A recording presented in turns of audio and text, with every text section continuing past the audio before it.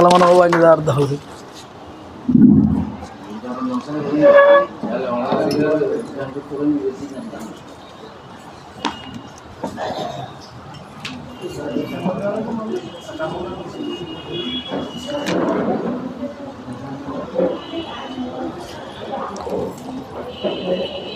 శుక్లాంబరధరం విష్ణుం శశివర్ణం చతుర్భుజం ప్రసన్నవదనం ధ్యాయేత్ సర్వవిఘ్నోపశాంతయే.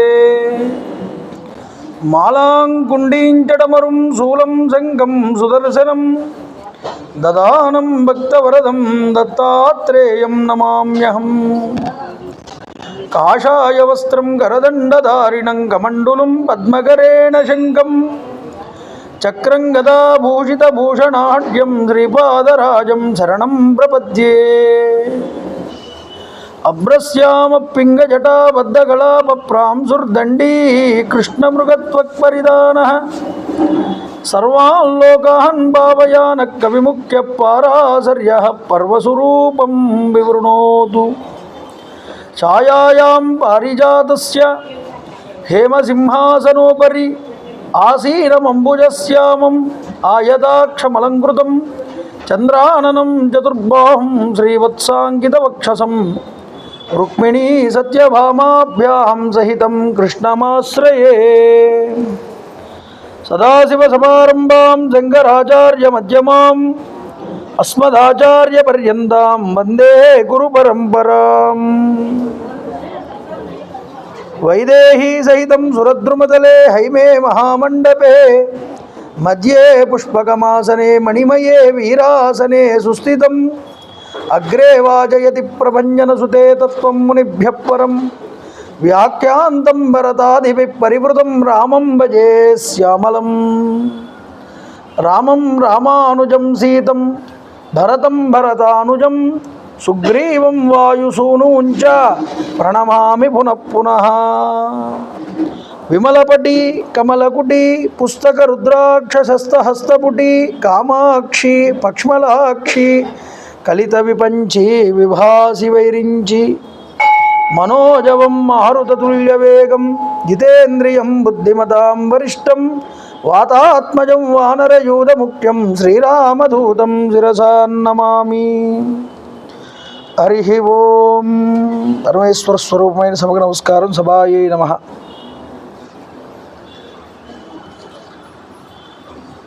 పితృదేవతల్ని తలుచుకుంటూ ఈ రామాయణ కార్యక్రమాలని మనం ప్రారంభం చేసి ఇది 6వ రోజు.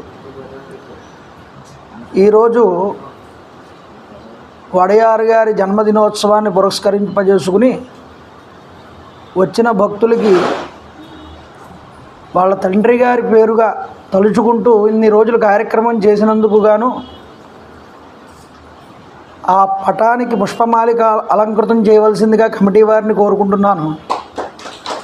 అలాగే వచ్చిన వాళ్ళందరూ కూడా ఈ శ్రీరామనవమి అందులోనూ వాళ్ళ తండ్రి గారి పేరు మీద ఇన్ని రోజులుగా చెప్పించారు కాబట్టి వచ్చిన వారు అందరూ కూడా అల్పాహారం తీసుకుని వెళ్ళాలి.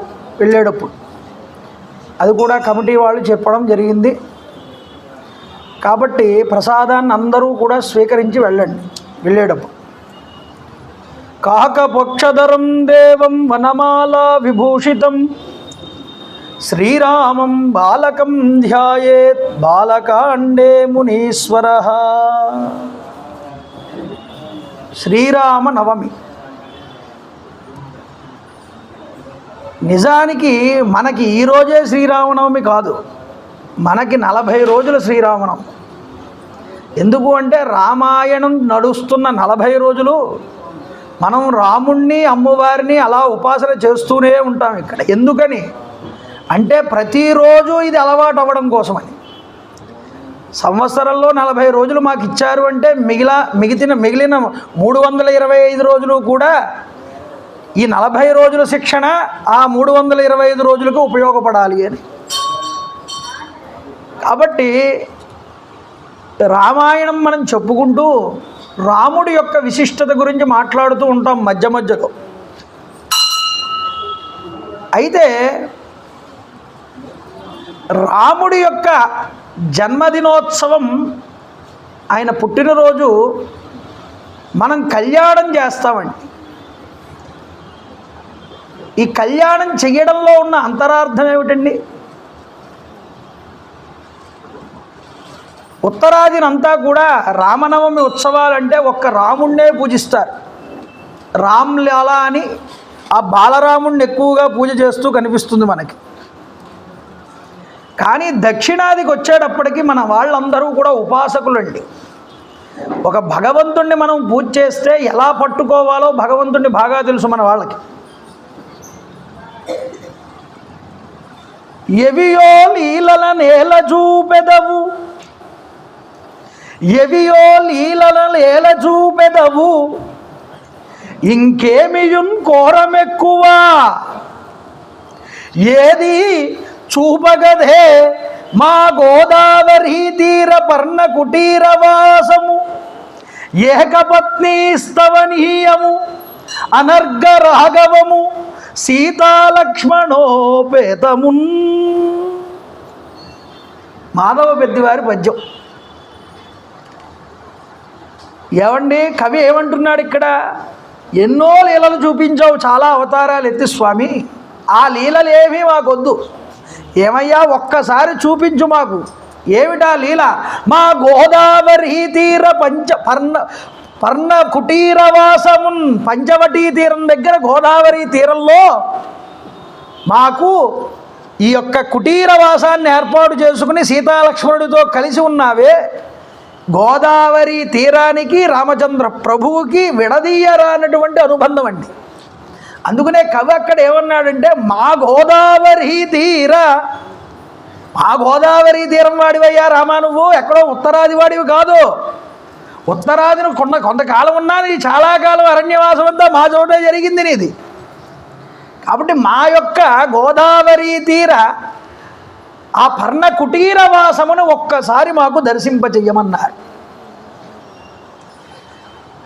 అందుకనే బాలకుడుగా ఉన్నటువంటి రామచంద్ర ప్రభువుని శక్తివంతుణ్ణి చేయడానికి విశ్వామిత్ర మహర్షి వచ్చారండి, శక్తితో కలపడానికి. అంటే అమ్మవారు పక్కనుంటే అయ్యవారు పరిపూర్ణుడు అవుతాడు. ఎప్పుడైనా సరే గుర్తుపెట్టుకోండి, ఉపాసన చేసిన దైవాన్ని పూజ చేసిన ఒకే వస్తువుతో చేయకూడదండి, రెండు వస్తువుల్ని కలపాలన్నారు శాస్త్రంలో ఎప్పుడూ కూడా. అందువల్ల ఆద్యాశక్తి ఎవరు? సీతమ్మ తల్లి. గాయత్రి ప్రతిపాదికమైనటువంటి పరబ్రహ్మ తేజో అంశ స్వరూపం ఎవరు అంటే రామచంద్ర ప్రభు. మరి ఈ గాయత్రి ప్రతిపాదికమైనటువంటి పరబ్రహ్మ వస్తువైనటువంటి రాముణ్ణి దర్శించినటువంటి ద్రష్ట ఎవరు అంటే ఈ గాయత్రి అధిష్టాన దేవతని దర్శించిన వాడు విశ్వామిత్రుడు. అందుకనే విశ్వామిత్రుడి తపనంతా ఏమిటి అంటే రాముణ్ణి శక్తివంతుణ్ణి చెయ్యాలి, శక్తితో కలపాలి. ఋషుల యొక్క కోరిక అదేనండి. విశ్వామిత్రుడు వచ్చి దశరథ మహారాజును అడిగితే నీ కుమారుణ్ణి పంపవయ్యా అంటే రాముడు చాలా చిన్నపిల్లవాడు, సాయంత్రం అయితే కళ్ళు ఆటోమేటిక్గా మూతపడిపోతాయి, తెల్లవారితే కానీ కళ్ళు తెరవలేడు, నేను లేకపోతే నా పక్కన లేకపోతే వాడు ఎలా ఉంటాడో, ఎప్పుడు యుద్ధం కూడా చేసి ఎరగడు, వాడు ఉండలేడయ్యా బాబు, నేను పంపలేనన్నాడు. ఇదే రామచంద్ర ప్రభు సీతమ్మ తల్లిని వివాహం చేసుకున్న తర్వాత కైకేయి వరాలు కోరుకుంది. 14 సంవత్సరాలు అరణ్యవాసం, భరతుడికి పట్టాభిషేకం. నాన్నగారు వెళ్ళి వస్తానన్నాడు. రామచంద్ర ప్రభు వెళ్ళిపోతుంటే రాముణ్ణి నేను చూడకుండా ఉండలేను, రాముడు లేకపోతే నేను బ్రతకను అన్నాడు. ఎంత వ్యత్యాసమో చూడండి. సీతమ్మ తల్లి పక్కనుంటే రాముడు లేకపోతే నేను బ్రతకనన్నాడు. సీతమ్మ తల్లితో వివాహం కాకముందు రాముడు చాలా చిన్నవాడు, ఏమీ తెలియనివాడు, అతడు నేను లేకుండా ఉండలేడు, ఈ మాటలన్నీ మాట్లాడాడు. అంటే అర్థం ఏమిటి? రాముడు ఇప్పుడు ఎలాగైనా ఉండగలడు వివాహం అయిన తర్వాత, ఎందుకు పక్కన శక్తి ఉంది కాబట్టి. కానీ ఆ వ్యసనంగా మారిపోయిన రాముడు లేకపోతే నేను ఉండలేనన్నాడు వివాహం అయిన తర్వాత. కాబట్టి గుర్తుపెట్టుకోండి, శక్తిమతోరభేద శాస్త్రంలో చెప్పిన మాట ఇది. తాను వేరు, శక్తి వేరు కాదు. సూర్యుడు వేరు, సూర్యుడి కిరణం వేరు కాదు. నేను వేరు, నా ప్రవచనం వేరు కాదు. అలాగే భగవంతుడు ఎక్కడ ఉన్నాడో అక్కడ అమ్మవారు కూడా ఉండి తీరుతుంది, ఆయన శక్తి. అందుకనే రామ అనకూడదు, శ్రీరామ అనాలి.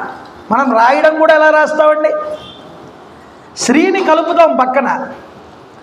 రమంతే, నిరంతరం లక్ష్మీ స్థానం రమిస్తూ ఉండేటటువంటి స్థానం అది రామ అంటే.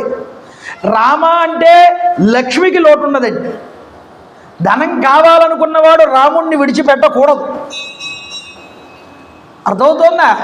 ధనం అభివృద్ధి చెందుతుందిట, లక్ష్మి వృద్ధి చెందుతుందిట రాముడు ఉన్నటువంటి ప్రదేశంలో.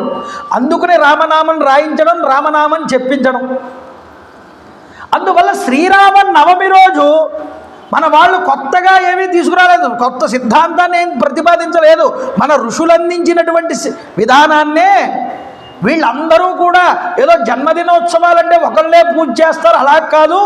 ఇదే జన్మదినం రోజున రాముడితో అమ్మవారిని కలిపేస్తే పరిపూర్ణ అనుగ్రహం మన వాళ్ళందరికీ లభిస్తుంది అనే ఉద్దేశ్యంతో అయ్యని అమ్మని మనం కూర్చోబెట్టి విశ్వ కళ్యాణం కోసం ఈ కళ్యాణం. వాళ్ళ తృప్తి కోసం కాదు, మనందరి యొక్క తృప్తి కోసం, మనందరం సుభిక్షంగా ఉండడం కోసం, మన లోకాలు చక్కగా వృద్ధి చెందడం కోసం. అందుకనే లోక కళ్యాణం కోసం దేవతా కళ్యాణం అంటే. అందువల్ల ఈరోజు చాలా చోట్ల భగవంతుడు ఆ కళ్యాణ స్వరూపాన్ని పొందుతాడు. అందుకోసమని మన ఆంధ్రాలో ప్రత్యేకం ఇది. రాముణ్ణి అలా ఉపాసన చేస్తారండి. కాబట్టి భగవంతుడిని ఎప్పుడూ కూడా శక్తితో మనం ఉపాసన చేస్తే పరిపూర్ణమైనటువంటి సిద్ధి లభిస్తుంది. అలాంటి మరి ఇంత రామాయణం గాయత్రీ ప్రతిపాదికంగా రాశాడు వాల్మీకి కూడా. గాయత్రీ మంత్రాన్ని ఇందులో అంతర్లీనం చేస్తూ గాయత్రీ మంత్ర ప్రతిపాదకమైన వస్తువు రాముడే అని తేల్చాడు. మరి గాయత్రీ మంత్ర ద్రష్ట అయినటువంటి విశ్వామిత్రుడి గురించి బాలకాండలో చాలా సర్గలు చెప్పుకుంటూ వచ్చాడండి ఆయన చరిత్రని. అంటే ద్రష్టకి కూడా ఆయనకి ఇవ్వవలసిన విలువని ఇచ్చాడు వాల్మీకి రామాయణంలో. అసలు ఆయనే దర్శించకపోతే ఆ పరబ్రహ్మతత్వాన్ని, ఆ మంత్రాన్ని ఎవరు పట్టుకోగలరయ్యా? అందువల్ల దర్శించిన విశ్వామిత్రుడికి అంతటి పొజిషన్ అండి రామాయణంలో, అంతటి విలువ. అందుకనే శక్తిని కూడా కలపడంలో ఆయన పాత్రే ముఖ్యం. అందుకనే రాముడు ఎంత అనుగ్రహించాడంటే విశ్వామిత్రుణ్ణి, ఆయనతో సంభాషించడం, ఆయనతో నిద్రించడం, ఆయన యొక్క ముగ్ధ లావణ్య మోహన రూపాన్ని 1-2 సార్లు పైనుంచి కింద దాకా దర్శనం చేస్తూ మంత్రముగ్ధుడైపోవడం తనలో తాను. యోగులు తమ మనస్సుల్లో దర్శించేటటువంటి భగవంతుణ్ణి డైరెక్ట్గా దర్శనం చేశాడండి, ఆయనకు తెలుసు కాబట్టి. అందుకనే విశ్వామిత్రుడు చెప్పాడు, ఎవరెవరైతే తపస్సుల్లో ఉంటారో వాళ్ళందరికీ తెలుసయ్యా నీ కొడుకంటే ఏమిటో ఓ దశరథ. కాబట్టి తపస్సులో ఉన్నవాడు ప్రతి ఒక్కడూ కూడా, ఆత్మజ్ఞానం కలిగిన వాడు ప్రతి ఒక్కడూ కూడా ఆ భగవత్తత్వాన్ని ఎరుకలోకి తెచ్చుకుంటాడు. అలా తెచ్చుకునే భగవంతుణ్ణి గుర్తించగలిగాడు విశ్వామిత్రుడు. అది రావాలండి. అంటే విశేషమైనటువంటి దైవీ గుణములు ఎవరి యందు పొందుపరిచి ఉంటాయో వాళ్ళందరూ కూడా భగవంతుడి కింద స్వరూపమే కింద లెక్క. వాటికి ముఖ్య కారణాలు జాలి, దయ, సద్గుణము, సత్వగుణము, దానగుణము మొదలైనటువంటి సకల భూతముల యందు కూడా ఎవరైతే దయను కలిగి ఉంటారో వాళ్ళు దైవీ సంపత్తిని కలిగిన వాళ్ళే. కాబట్టి రామనవమి రోజున మనం తెలుసుకోవలసింది ఏమిటి అంటే, రాముడు ఏ మార్గాన్ని పట్టుకున్నాడో, రాముడు ఏ మార్గాన్ని నడిచాడో ఆ మార్గం వైపుకు మనం మన జీవితాన్ని తిప్పడానికి మనం ప్రయత్నం చేసుకోవాలి. ఇది రామనవమి రోజున రాముణ్ణి తలుచుకుంటూ మనం తెలుసుకోవలసిన ముఖ్య విషయం. అంతటి రామాయణం రాసినటువంటి వాల్మీకి మహర్షి వేసినటువంటి పెద్ద పీట ఎవరికి అంటే విశ్వామిత్రుడికి. ఆ విశ్వామిత్ర చరిత్ర ఈరోజు మనం చెప్పుకోబోతున్నాం. నిన్నటి రోజు రామచంద్ర ప్రభు విశాల అనేటటువంటి నగరం గురించి అడిగారు. అడిగితే ఆయన క్షీరసాగర మదనం గురించి చెప్పి ఇంద్రుడి యొక్క ప్రభావంతో దితి యొక్క గర్భంలో ఉన్నటువంటి ఆ యొక్క పిండాన్ని 7 ముక్కలు చేస్తే వాళ్ళు మరత్తుల కింద మారారు. ఆ ప్రదేశం ఏమిటి అంటే ఈ యొక్క విశాల నగరం అని. ఇప్పుడు సుమతి అనేటటువంటి రాజు ఈ యొక్క రాజ్యాన్ని పరిపాలిస్తున్నాడని అక్కడికి వెళ్తే ఆ రాజు అర్ఘ్యపాధ్యాదులన్నీ ఇచ్చి లోపలికి ఆహ్వానించి వీళ్ళు ఎవరని అడిగితే విశ్వామిత్రుడు వృత్తాంతం అంతా చెప్తే ఆ రోజు రాత్రి అక్కడ విశ్రమించి తర్వాత ఉదయం లేచి మిథిలా నగరానికి బయలుదేరుతున్నారు. చూడండి, అలా మిథిలా నగరానికి వెళ్తూ ఉండగా పొలిమేరల దగ్గర కనిపిస్తోంది ఒక ఆశ్రమం. శూన్యంగా ఉంది, ఎవరూ లేరు. చాలా వైభవాన్ని పొందినటువంటి ఆశ్రమంగా కనిపిస్తోంది. పూర్వం ఎవరో చాలా గొప్పవాళ్ళు ఇక్కడ ఉన్నారు అని అనిపిస్తోంది ఆశ్రమాన్ని చూస్తుంటే. జనక మహారాజు గారి రాజ్యం ఇంకా కొద్ది దూరంలో ఉందనగా ఈ ఆశ్రమం కనిపిస్తే రామచంద్ర ప్రభు అడిగారు విశ్వామిత్రుడిని, అయ్యా ఎవరిది ఈ ఆశ్రమం? ఇప్పుడు చాలా పాడుపడిపోయినట్లుగా కనిపిస్తోంది. పూర్వం దీని యొక్క విశేషం చాలా గొప్పది అని నాకు అనిపిస్తోంది. ఈ యొక్క ఆశ్రమం యొక్క నిర్మాణాన్ని చూస్తూ ఉంటే దీని గురించి నాకు చెప్పండి అని అడగగానే ఆయన చెప్తున్నాడు. ఏమని చెప్తున్నాడంటే, అయ్యా శభాష్, చాలా చక్కనైనటువంటి ప్రశ్న అడిగావు రామా, నీకు ఈ యొక్క ఆశ్రమం గురించి చెప్తాను వినవయ్యా. పూర్వం గౌతముడు అనేటటువంటి మహర్షి ఈ ఆశ్రమంలో తపస్సు చేసుకుంటూ ఉండేవాడు. గొప్ప విశేషం ఏమిటో తెలుసా? దేవతలందరూ కూడా వచ్చి ఈ ఆశ్రమాన్ని సేవిస్తూ ఉండేవారు. దేవతలందరూ వచ్చి సేవించేవారట ఆశ్రమాన్ని. గౌతముడు యొక్క ఆశ్రమం అంత తపశ్శక్తి సంపన్నుడు గౌతముడు అంటే సాధారణమైన వాడు కాడండి. అయితే బ్రహ్మగారు ఒకానొక సమయంలో ఒక స్త్రీని సృష్టించారు. లోకంలో ఉన్న అందమంతా తీసుకువచ్చి ప్రోగు చేసి ఒక చోట పెడితే ఎలా ఉంటుందో అలాంటి అమ్మాయిని సృష్టించాలని ఆయనకి సంకల్పం కలిగింది. కాబట్టి ఒక స్త్రీని సృష్టించాడు. ఆవిడని చూడగానే బ్రహ్మగారంతటి ఆయన అహల్య అని పిలిచాడు. అహల్య అని ఆయన ఎందుకు పిలిచాడు? హల్యము అంటే సౌందర్య లోపం. సౌందర్య లోపం లేనటువంటి స్త్రీ కాబట్టి అహల్య అన్నాడు. ఇప్పుడు ఈ అహల్యని ఇంత అందమైనటువంటి స్త్రీని ఎవరికి ఇవ్వాలి, ఎవరి దగ్గర ఉంచాలి ఆలోచన చేశాడు బ్రహ్మగారు. ఒకసారి ఇంద్రసభలో ఈ యొక్క దేవేంద్రుడు బ్రహ్మగారితో వచ్చినటువంటి ఈ అహల్యని చూశాడండి. చర్చించారు ఎవరికి ఇవ్వాలి ఈ పిల్లని అని. దేవేంద్రుడు అనుకున్నాడు, దేవతలందరికీ అధిపతిని నేనే కదా, మహా అయితే నాకే ఇస్తాడు బ్రహ్మగారు అహల్యని అనుకున్నాడు. మోహించాడు చూసి. అహల్య కూడా ఇష్టపడింది దేవేంద్రుడిని చూసి. కానీ బ్రహ్మగారు ఇవ్వలేదండి దేవేంద్రుడికి. ఎవరికి ఇవ్వాలో అర్థం కాక గౌతమ మహర్షి వారిని పిలిచి, ఏమయ్యా ఈ పిల్లని కొన్ని రోజులు నీ దగ్గర ఉంచు, నేను మళ్ళా వచ్చి తీసుకువెళ్తానన్నారట. ఆవిడ పాపం రోజు వచ్చి ఈ గౌతముడికి సేవ చేస్తూ ఉండేది, తపస్సు చేసుకుంటూ ఉండేవాడు గౌతముడు. కొన్ని సంవత్సరాలు గడిచింది. ఇంత అందమైన లోకోత్తర సుందరి కళ్ళ ముందు ఎదురుగా ఉన్న ఇంద్రియ చాంచల్యానికి లొంగకుండా ఇంద్రియ నిగ్రహంతో ఉన్నటువంటి గౌతముడిని చూసి బ్రహ్మగారికి ఆనందం కలిగింది. ఆధ్యాత్మ రామాయణంలో అంటాడు, పరమేశ్వరుడు చెప్తాడు ఈ మాట, తస్మై బ్రహ్మాదదౌ కన్యాం అహల్యాం లోకసుందరీం బ్రహ్మచర్యేణ సంతుష్ట శుశ్రూషణ పరాయణ. ఈవిడ చేసినటువంటి శుశ్రూషకి ఆయన ఉన్నటువంటి తపోశక్తికి ఇంద్రియ నిగ్రహానికి మెచ్చినటువంటి బ్రహ్మగారు, నీకన్నా ఈవిడ్ని ఉద్ధరించగలిగేవాడు మరొకడు లేడయ్యా, నీలాంటి ఇంద్రియ నిగ్రహం కలిగిన వాడే ఈవిడ్ని సేవించాలి, ఈవిడ్ని స్వీకరించాలి, తీసుకోమన్నాడు. గౌతముడికి అహల్యకి వివాహం చేశారు. చేస్తే ఈ అహల్యకి గౌతముడికి పుట్టిన సంతానమే శతానందుడు. ఈ శతానందుడు ఎవరు అంటే జనకుడి యొక్క ఇంటి పురోహితుడు. చూడండి,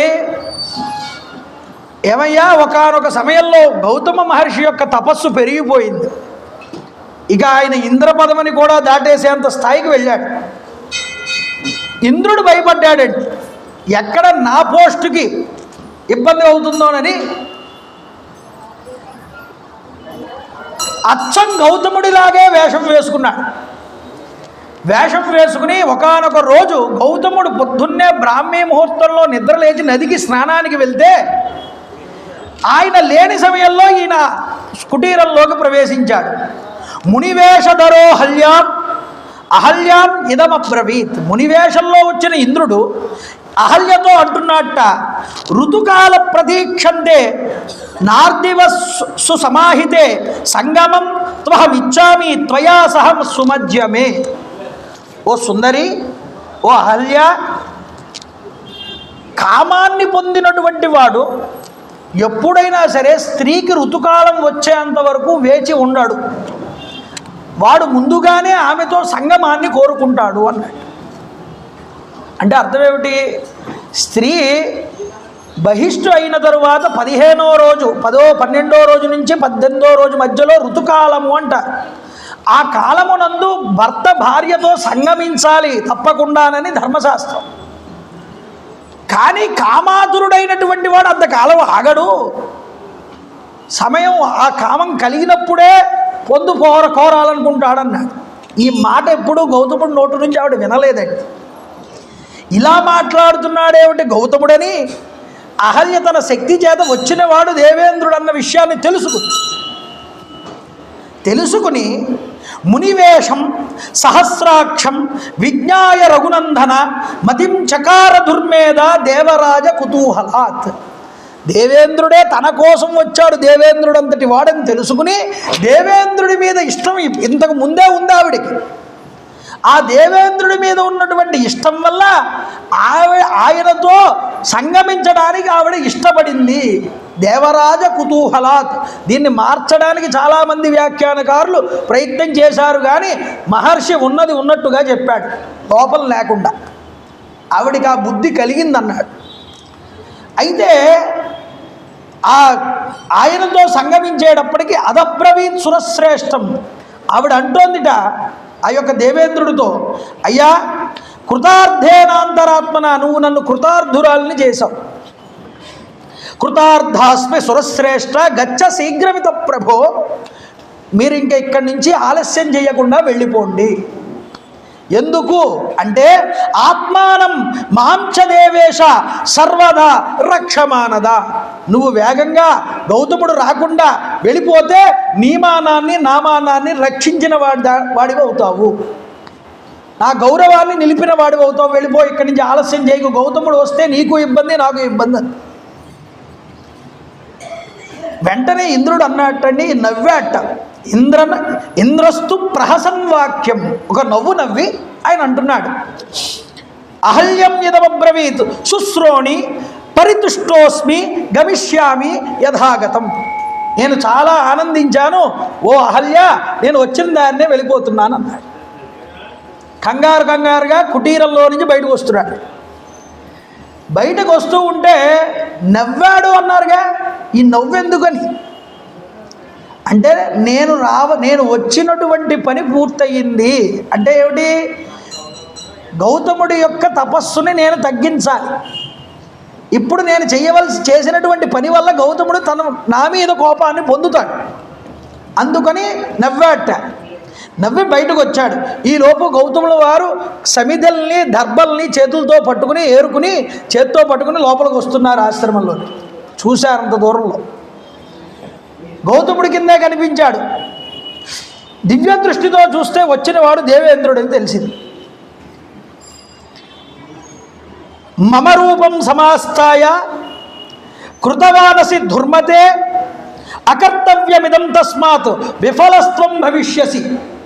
ఒరే దుర్మార్గుడా, నా రూపంలో వచ్చి నా భార్యను నువ్వు వంచావు కాబట్టి నువ్వు విగత వృషణుడు అవుదువుగాక అని చెప్పించాడు. అంటే నీ తేజస్సు పడిపోతుంది, నువ్వెవరికి కూడా సంతానాన్ని కలిగించలేవన్నాడు. అలా శపించాడు.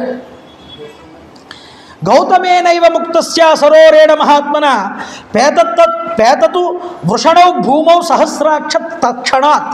వెంటనే దేవేంద్రుడి యొక్క వృషణములు అనేటటువంటివి నేల మీద రాలేదు.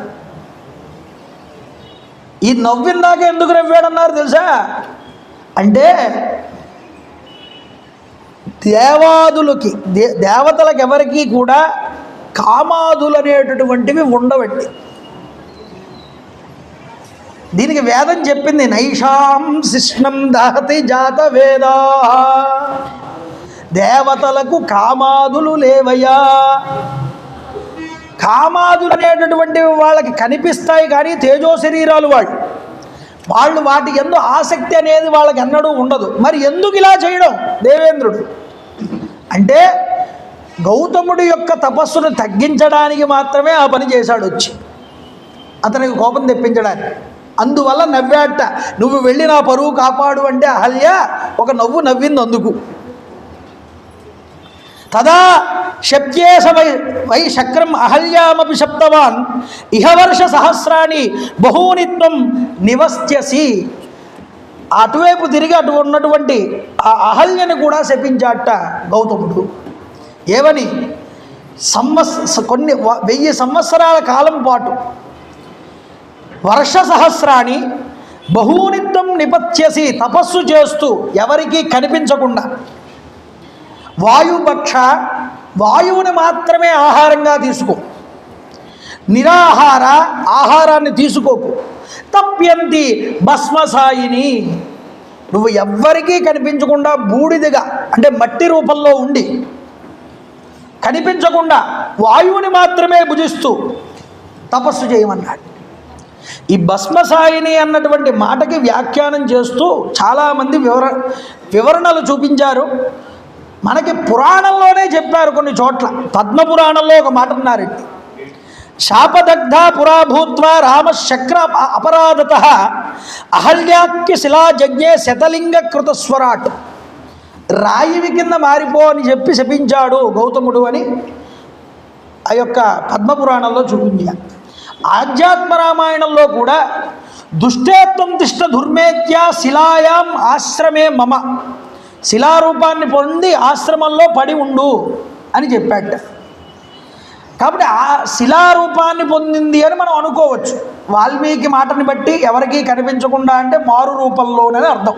అంటే అది శిలారూపంలోకి మారి, శిలారూపంలోకి మారి కొన్ని వర్ష సంవత్సరాలు ఇక్కడ ఉండి అలాగా చేస్తే యథా చైతద్వరం ఘోరం రామో దశరథాత్మజ ఆగమిష్యామి దుర్దర్శ తదా పూజ భవిష్యసి. కొన్ని సంవత్సరాల తర్వాత దశరథ కుమారుడైనటువంటి రామచంద్ర ప్రభు ఇక్కడికి వస్తారు.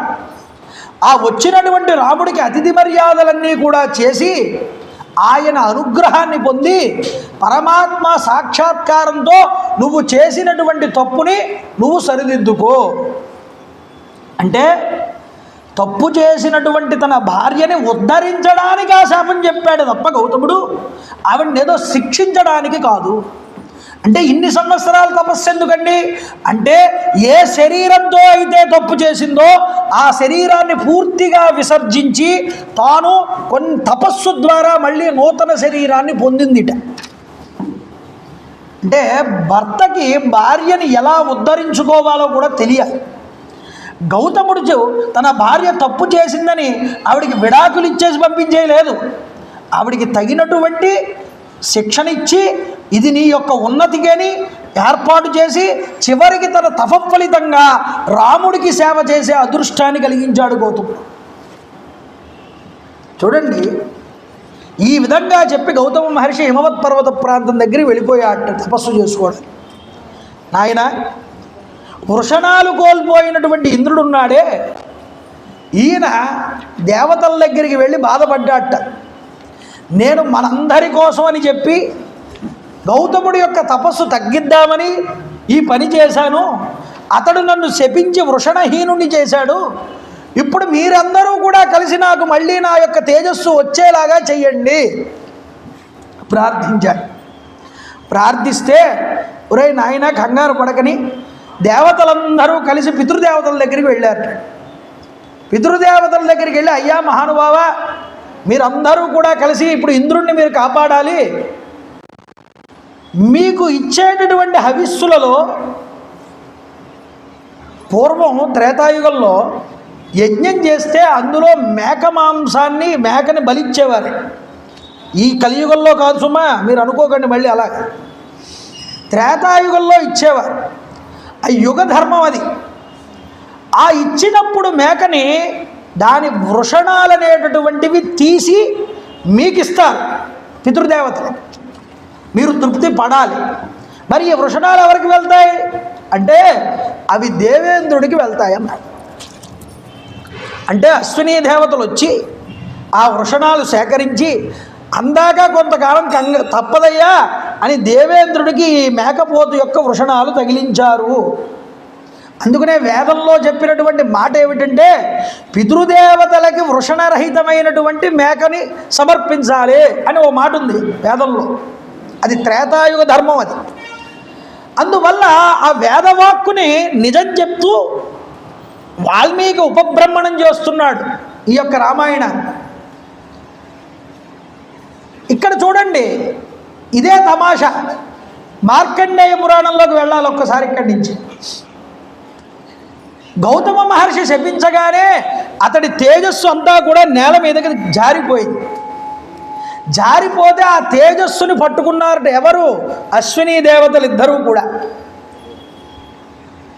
ఆ తేజస్సుని పట్టుకోగానే వాళ్ళు ఏం చేశారు? ఆ తేజస్సును అన్నారు స్టోర్ చేశారట పక్కన. ఇలాగే ఒకసారి పరమేశ్వరుడి మీద చెయ్యెత్తబోయాడు. అధికారం నేను ఇంద్రుణ్ణి, నువ్వు నన్నే, నా మాటకే నాకే గౌరవం ఇవ్వవా అని బిల్ల రూపంలో ఉన్న పరమేశ్వరుడికేసి ప్రయత్నంగా చెయ్యెత్తబోతే వజ్రాయుధంతో పరమేశ్వరుడు శపించాడు, హూంకారం చేశాడు.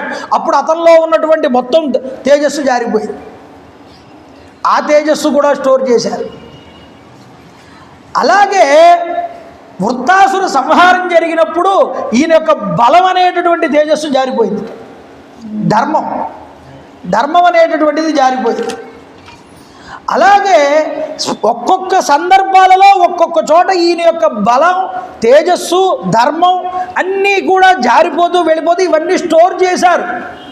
బలాన్ని వాయుదేవుడు, ధర్మాన్ని యమధర్మరాజు, అలాగే మొత్తం తేజస్సుని దేవేంద్రుడు, పరమేశ్వరుడు, ఆ పరమేశ్వరుడు తర్వాత అశ్వినీ దేవతలు, ఇవన్నీ స్టోర్ చేసి ఉంచితే ఈ తేజస్సులన్నీ ఏమయ్యాయంటే ఈ యొక్క 5 తేజస్సులు, దేవేంద్రుడి 5 తేజస్సులు కూడా భూమి మీద పుట్టి శత్రు సంహారం చేసి ధర్మాన్ని నిలబెట్టి అధర్మాన్ని దూరం చేసి మళ్ళీ లోకానికి వచ్చి అప్పుడు ఇంద్రుడిలో ఐక్యమవుతాయని పరమేశ్వరుడి యొక్క శాసనం. అందువల్ల ఇప్పుడు కుంతీదేవి భర్త అయినటువంటి పాండురాజుకి శాపం కారణంగా ఆమె ఎందు పిల్లలు కలగలేదయ్యో అంటే నాకు పూర్వం దూర్వాస మహర్షి వారు ఇచ్చినటువంటి మంత్రం ఉంది, ఆ మంత్రంతో ఏ దేవతను పిలిచినా ఆ దేవత నాకు సంతానాన్ని అనుగ్రహిస్తుంది అంటే ధర్మరాజును ధర్మదేవతని పిలిస్తే ముందు ధర్మరాజు పుట్టాడు ఇంద్రుడి యొక్క ధర్మాంశతో. ఇంద్రుడి యొక్క బలం యొక్క అంశతో భీముడు పుట్టాడు వాయుదేవుడి ద్వారా. వాయుదేవుడు స్టోర్ చేసి ఉంచుకున్నాడుగా. పరమేశ్వరానుగ్రహంగా ఇంద్రుడి కోసం తపస్సు చేస్తే అర్జునుడు ఇంద్ర తేజస్సుతో పుట్టాడు. ఆ తర్వాత అశ్వినీ దేవతలు ఈ స్టోర్ చేసి ఉంచిన ఈ తేజస్సు వృషణాలు రాలిపోయి పట్టుకున్నారుగా. ఈ యొక్క తేజస్సుని తీసుకువెళ్ళి అశ్వినీ దేవతలు ఆ యొక్క కుంతికి మాద్రికి తీసుకొచ్చి ఇచ్చారు. ఆవిడ యందు నకుల సహదేవులు పుట్టారు. అంటే ఇంద్ర తేజస్సు 5గా విడిపోతే ఆ 5గా పుట్టిన వాళ్ళు ఎవరండి? పాండవులు. అంటే పాండవులు అనేటటువంటి వాళ్ళు 5గురు కాదయ్యా, పాండవులు 5గురు ఈజ్ ఈక్వల్ టు ఒక ఇంద్రుడు. యోగికి ఉన్న శక్తి ఏమిటంటే దేవతలకి యోగులకి ఉన్న శక్తి వాళ్ళు కావాలంటే ఎన్ని చోట్లైనా ఒకే సమయంలో కనిపించగలరు. అంటే అన్ని రూపాలు పొందగలరు ఒకేసారి. శ్రీకృష్ణ పరమాత్మ 16,000 మంది గోపికల్ని వివాహం చేసుకుని భార్యల్ని 16,000 మంది భార్యల ఇళ్లల్లో కూడా ఒకేసారి దర్శనమిచ్చారు నారద మహర్షి వారు. అంటే యోగులకు అది సాధ్యమవుతుంది. మరి దేవత అందరికీ కూడా ఆయన ప్రభువు కదా దేవేంద్రుడు, అంటే ఆయనకు ఆ శక్తి లేదు. ఆయన తన తేజస్సుని 5గా విడదీసి భూమి మీద 5గురుగా పుట్టించాడు. వీళ్ళందరినీ వివాహం చేసుకోవడానికి ఇంద్రలక్ష్మి అయినటువంటి సచీదేవి ద్రౌపదిగా వచ్చింది భూమి మీదకి. అంటే మహాభారతంలో ఉన్నటువంటి ప్రశ్నలకి సమాధానం మార్కండేయ పురాణం చూపించిందండి. అందులో చెప్తారు, ఈ యొక్క అశ్వినీ దేవతలు భద్రపరిచినటువంటి గౌతముడి ద్వారా శపించబడినటువంటి ఆ యొక్క వృషణములు జారిపోతే తేజస్సుని అశ్వినీ దేవతలు పట్టుకున్నారు అని. కాబట్టి ద్రౌపది 5గురు భర్తల్ని వివాహం చేసుకోవడం ఏమిటండి? ఇది ఎక్కడి ధర్మం అండి? ఇదేమిటి శాస్త్రం అండి అన్నవాడు మనకు శాస్త్రం మీద విషయం లేకపోతే అవతలవాడు మనని ఎంతైనా ఆట పట్టిస్తాడు. ఒరే 5గురు పాండవులు కాదు, పాండవులు 5గురు కలిపి ఒకడే ఇంద్రుడురా. ఆ యొక్క పాండవులు 5గురికి శక్తిగా ద్రౌపది సచీదేవిగా వచ్చింది భూమి మీదకని చెప్పగలగాలి మనం. పురాణ విజ్ఞానం మనకి లేకపోతే మనం బయట వాళ్ళు చెప్పే విషయాలేమో నిజం అనుకుని మన గ్రంథాలని మనమే తిట్టుకోవాల్సి వస్తుంది. ఇప్పుడు జరుగుతున్న పరిస్థితి అదే. కాబట్టి ఎందుకు ఇంత వివరణాత్మకంగా చెప్పవలసి వస్తుందంటే, పురాణంలో చెప్పబడినటువంటి విషయాలు ఇది మన ధర్మానికి ఇముడుతాయా అంటే, నీ ధర్మం వేరు, మహాత్ముల యొక్క ధర్మాలు వేరు. ధర్మం పర్సన్ని బట్టి మారుతుందండి. అర్థమవుతుందా మీకు? ఎందుకు మారుతుంది? వాడు పుట్టినటువంటి జన్మ యొక్క విశిష్టత చేస్తుంది. అంతరిక్షంలోకి వెళ్ళే వ్యోమగాములు ఉంటారే, వాళ్ళ ధర్మం వేరు, మన ధర్మం వేరు. వాళ్ళకి అంతరిక్షంలో ఉండడానికి వీలైన సూటు కనుక వేసుకోకపోతే వాళ్ళు అక్కడ ఉండలేరు. అది వేసుకుని నేను భూమి మీద తిరుగుతానంటే ఆ ధర్మం నీకు కుదురుతుందా? కుదరదు. వాళ్ళ ధర్మం వాళ్ళది, మన ధర్మం మనది. అలాగే ఫ్యాక్టరీలో పనిచేసేటటువంటి వాళ్ళు ఉంటారు. వాళ్ళు అన్ని ఇన్స్ట్రుమెంట్లు ఏమీ ఇబ్బంది కలగకుండా చేతికన్నీ తొడుక్కుని, కాళ్ళకు తొడుక్కుని, క్యాప్ ఇంత టోపీ పెట్టుకుని వాళ్ళు పనిచేస్తారు. అలా మనం ఉండగలంటే ఉంటావా అంటే, వాళ్ళున్న ప్రభావం పరిస్థితిని బట్టి వాళ్ళ ధర్మం అది. అలాగా మనిషికి కూడా వాడు చేసే వృత్తిని బట్టి, వాడు వచ్చిన జన్మ బట్టి ధర్మం మారుతుందండి. ఆ ధర్మం వాళ్ళకి తగినట్లుగా ఉంటుంది. అంతేగాని మనం ధర్మాన్ని తప్పుపట్టడానికి వీలు లేదు. ఒక్కొక్క చోట ధర్మం ధర్మంగానే కనిపిస్తుంది, ఒక చోట ధర్మం అధర్మంగా కనిపిస్తుంది. అలా అని అధర్మం అవుతుందా అంటే అవదు అక్కడ. అలాగే ఒక్కొక్క చోట అధర్మం ధర్మం కింద కనిపిస్తుంది. ఇది ప్రమాదమే. అందువల్ల ధర్మం చాలా సూక్ష్మమైనది. ధర్మం చాలా విషయాన్ని లోతుగా పరిశీలన చేయాలి. ధర్మం అంటే ఏమిటి అన్నది. అందువల్ల ధర్మాన్ని పరిశీలన చేయకపోతే అది చాలా ఇబ్బంది కలుగుతుంది. అందుకనే పెద్దల ద్వారా ధర్మాన్ని తెలుసుకోవాలి తప్ప పుస్తక జ్ఞానం వల్ల నీకు ధర్మం తెలియదండి. అందుకనే సదాచారం అన్న మాట ఎక్కడి నుంచి వచ్చింది అంటే, నువ్వు ఆచరిస్తేనే అది ధర్మం. ధ్రియత ఇది ధర్మ. నువ్వు దాన్ని ఆచరించాలి, చెప్పడం కాదు. ఎంతసేపు చెప్పినా చెప్పడంత వరకు ఉండదు. అది ఎవడైతే దాన్ని ఆచరణాత్మకం చేస్తాడో అప్పుడు ధర్మం వర్ధిల్లుతుంది. ధర్మాన్ని రక్షించడం అంటే ఏదో ధర్మం గురించి మాటలు మాట్లాడడం కాదయ్యా. దాన్ని మనం ఆచరించాలి, మన ద్వారా నలుగురు ఆచరించబడాలి.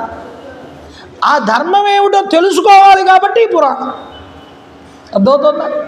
అందువల్ల ఆ యొక్క దేవేంద్రుడు అలా అడిగితే మేక వృషణాలు తగిలించారయ్యా. ఇప్పుడు ఆ యొక్క ఆశ్రమంలోనికి నువ్వు అడుగు పెట్టు రామా అని విశ్వామిత్రుడు రామచంద్ర ప్రభువుకి చెప్పారు. విశ్వనాథ సత్యనారాయణ గారు అంటారు రామాయణ కల్పవృక్షంలో, ప్రభుమేనిపై గాలిపై వచ్చినంతనే పాషాణమొకటికి స్పర్శ వచ్చే, ప్రభు కాలి సవ్వడి ప్రాంతమైనంతనే శిలకొక్కదానికి చెవులు కలిగే ప్రభుమేని నెత్తావి పరిమళించిన తోడ యష్మంబు గ్రహణేంద్రియము జందే ప్రభు నీల రత్న తోరణ మంజులాంగంబుగన వచ్చి రాతికి కనులు గల్గే ఆ ప్రభుడు వచ్చి ఆతిథ్యము స్వీకరించినంత నృపుల హృదయ వీధి ఉపనిషత్ వితానములకి శ్రీరామ భద్రాభిరామమూర్తి అగుచుతోచే. ఆ ప్రభువు రామచంద్ర ప్రభు ఆ ఆశ్రమంలోనికి అడుగు పెట్టగానే ఆయన శరీరం నుంచి తగిలి వచ్చినటువంటి వాయువు ఏదైతే ఉందో ఆ వాయువు ఈ శిలారూపంలో ఉన్నటువంటి అహల్యకి తగిలింది. తగలగానే రాయికి స్పర్శ ఉంటుందా? ఉండదు. కానీ రామచంద్ర ప్రభు శరీరం నుంచి వచ్చిన గాలి తగలగానే ఆ రాయికి స్పర్శ వచ్చిందన్నాడు విశ్వనాథ్ వారు. చూడండి, ప్రభు గాలి సవ్వడి ప్రాంతమైనంతని ఆయన పాదపు అడుగుల శబ్దం వినగానే ఆ శిలకొక్క దానికి చెవులు కలిగే ఆ శబ్దం వినిపించడం మొదలుపెట్టి ప్రభుమేని నెత్తావి పరిమళించిన తోడ వనమాల వేసుకున్నారు మెళ్ళో రామచంద్ర ప్రభు. ఆ వనమాల మించి వస్తున్నటువంటి పువ్వుల సువాసన తుమ్మెదల ఝంకారంతో ఆ సువాసన వెదజల్లగానే రామచంద్ర ప్రభు మేని నుంచి ఆ సువాసన వెళ్ళగానే ఒక్కసారి ముక్కు పనిచేయడం ప్రారంభమైంది ఆ రాయికి, అహల్యకి. చూడండి, ప్రభు నీలరత్న తోరణ మంజులాంగంబుగన వచ్చి రాతికి కనులు గల్గే. ఆ ముగ్ధ మోహన లావణ్య రూపాన్ని చూడగానే ఒక్కసారి రెండు కళ్ళు కనిపించడం ప్రారంభమయ్యాయి. రామచంద్ర ప్రభు రూపాన్ని దర్శించి ఆగ్రానించి ఆ యొక్క ధ్వనిని విని స్పర్శ కలిగి ఆ తన్మయత్వాన్ని పొందిందండి అహల్య. ఆయన కనిపించగానే లేచిందిట ఒక్కసారి, ఆయన స్పర్శ తగిలింది ఒక్కసారి లేచింది. స్వామివారికి ఆతిథ్యం ఇచ్చింది. అయ్యా మహానుభావ వచ్చావా, నీకోసమే ఇంతకాలం తపస్సు చేస్తున్నాను. ఆతిథ్యాన్ని ఇచ్చింది. రామలక్ష్మణులు గౌతమ మహర్షి పత్ని యొక్క పాదాలకి నమస్కారం చేశారట వాళ్ళిద్దరూ. ఎందుకు? ఆయన మానవ భావంతో ఉన్నాడు. ఆయన ఆవిడ ఆతిథ్యాన్ని స్వీకరించాడు, పాదాలకి నమస్కారం చేశారు. గౌతమముని వచనాలని ఒక్కసారి మనస్సులో స్మరించుకుందిట. రాముడు వస్తాడు, నిన్ను అనుగ్రహిస్తాడన్నాడు కదా నా భర్త ఆ రోజు, ఈరోజు ఒక్కసారి తలుచుకుంది. ఆవిడ కూడా రామలక్ష్మణులు ఇద్దరికీ కూడా పాదాభివందనం చేసింది. తరువాత అహల్య ఆ రామలక్ష్మణులకి ఆతిథ్యం ఇచ్చిన తరువాత దేవదుందువులు మ్రోగాయి, గొప్పదైనటువంటి పుష్పవృష్టి కురిసింది, గంధర్వులు గానం చేశారు, అప్సరసలు నృత్యం చేశారు. ఆ ఆశ్రమానికి శ్రీరాముడు విచ్చేశాడన్న విషయాన్ని తెలుసుకున్న గౌతమ మహర్షి వెంటనే హిమవత్ పర్వత ప్రాంతం నుండి అక్కడ ప్రత్యక్షమయ్యాడు. వచ్చి రామచంద్ర ప్రభువుకి నమస్కారం చేశాడు, చాలా ఆనందించాడు. పవిత్రురాలైన ఆ యొక్క అహల్యని చూసి ఆవిడ్ని దగ్గరికి తీసుకున్నాడు. పతి చెంతకు చేరినటువంటి ఆ అహల్యాదేవిని చూసి దేవతలందరూ కూడా సంతోషించారటండి. అంటే తన భర్త తన పతిని, ధర్మపత్నిని ఎంత గొప్పగా ఉద్ధరించుకున్నాడో కదా అనేటటువంటి ఆనందం వాళ్ళకి. ఈ విధంగా శాస్త్రోక్తంగా గౌతమ మహర్షి ఉనర్చిన పూజలు స్వీకరించి రాముడు, లక్ష్మణుడు, విశ్వామిత్రుడు అక్కడి నుండి బయలుదేరి మిథిలా నగరానికి చేరుకున్నారయ్యా. మిథిలా నగరానికి అవుట్కట్స్లో ఒక ఆశ్రమాన్ని, ఆ తాటాకులతో కూడుకున్నటువంటి ఒక ఆశ్రమాన్ని ఏర్పాటు చేసుకున్నారట, పర్ణశాలని. అందులో ఉన్నారు రాముడు, లక్ష్మణుడు, విశ్వామిత్రుడు. చేసుకోవలసిన అనుష్ఠానాలు పూర్తయ్యాయి. ఈలోపు జనక మహారాజు గారికి తెలిసింది ఈ విషయం, విశ్వామిత్ర మహర్షి వారు వచ్చి ఉన్నారు పొనివేళ్ళ దగ్గరని. ఆయన వరుణ యాగం చేస్తున్నాడు, మధ్యలో ఉంది యాగం. తెలుసుకోగానే వెంటనే శతానందుణ్ణి మిగతా పురోహితుల్ని వెంట పెట్టుకుని విశ్వామిత్రుడి దగ్గరికి వచ్చి ఎదురు వెళ్ళి ఆహ్వానించి రాజ్యంలోకి తీసుకొచ్చాడు. ఆ యజ్ఞ వేదిక దగ్గరికి వచ్చాడు విశ్వామిత్రుడు రామలక్ష్మణుల్ని వెంట పెట్టుకుని. తీసుకువచ్చి కూర్చుని అర్ఘ్యపాద్యాదులన్నీ కూడా స్వీకరించారు. అప్పుడు అడుగుతున్నాడు శతానందుడు, అయ్యా మహానుభావ, రామచంద్ర ప్రభు దర్శనం మా అమ్మగారికి జరిగిందా ఇదిగో వీళ్ళు రామలక్ష్మణులని జనక మహారాజు గారికి పరిచయం చేశాడు. శతానందుడు అడిగాడు, మా అమ్మగారికి శాప విముక్తి జరిగిందా లేదా అని. అప్పుడు విశ్వామిత్రుడు చెప్పాడు, నేను చేయాల్సిందంతా చేశానయ్యా, మీ తండ్రి కూడా వచ్చాడు, ఆవిడికి శాప విముక్తి అయింది, ఇద్దరూ కలిసి రాముడికి ఆతిథ్యం ఇచ్చారు, మీ నాన్నగారు మీ అమ్మగారు హాయిగా ఉన్నారు, ఇప్పుడు కలిసి హిమవత్ పర్వత ప్రాంతానికి తపస్సు చేసుకోవడానికి వెళ్ళిపోయారని. చాలా ఆనందించాటండి శతానందుడు. మా అమ్మగారికి నాళ్ళకి చాలా విముక్తి కలిగింది, మా తండ్రి మహానుభావుడు, మా తల్లిని ఉద్ధరించాడు, మా తల్లికి నేను రుణపడిపోయి ఉన్నాను, ఇంతటి గొప్ప ఘనకార్యం చేయించిన వాడు విశ్వామిత్రుడు రాముడిని తీసుకొచ్చి, కాబట్టి విశ్వామిత్ర నీ రుణాన్ని నేను తీర్చుకోలేనన్నాడు. అన్నీ రాముడితో అంటున్నాడండి. ఏమని? ఏవయ్యా ఏదో సాధారణంగా కనిపిస్తున్నాడు అనుకుంటున్నారా మీరు? మీ యొక్క గురువు గారు విశ్వామిత్రుడు సాధారణమైన వాడు కాదయ్యా, మహానుభావుడు మీ గురువు. మీ గురువు బ్రహ్మర్షి పదవిని పొందాడు. బ్రహ్మర్షి పదవిని పొందడానికి మీ గురువు పడినటువంటి కష్టం ఎంతో తెలుసా? అంతా ఇంత కాదు. నిజానికి విశ్వామిత్రుడు ఎవరండి? క్షత్రియుడు. క్షత్రియ వంశంలో పుట్టినవాడు బ్రహ్మర్షి ఎలా కాగలిగాడు? రాజుగా పుట్టినవాడు క్షత్రియ వంశంలో బ్రాహ్మణుడు అవగలడా? కానీ విశ్వామిత్రుడు అయ్యాట. మరి ఎలా అంత అవ్వడానికి గల కారణం ఏమిటో తెలుసుకోవాలిగా. మీ యొక్క గురువు గారి యొక్క కథ చెప్తాను వినవయ్యా రామా అని శతానందుడు విశ్వామిత్రుడి యొక్క కథ చెప్పడం ప్రారంభం చేశాడు. అసలు విశ్వామిత్రుడి కథ మనం రామాయణంలో చదివితే కొన్ని సందేహాలు కలుగుతాయి. ఆ సందేహాలు పోవడం కోసం మహాభారతాన్ని తిరగేయాలి, దేవీ భాగవతంలో చూడాలి. ఈ రెండిట్లో సమన్వయం చేస్తే విశ్వామిత్రుడి పూర్తి కథ మనకి అర్థమవుతుంది.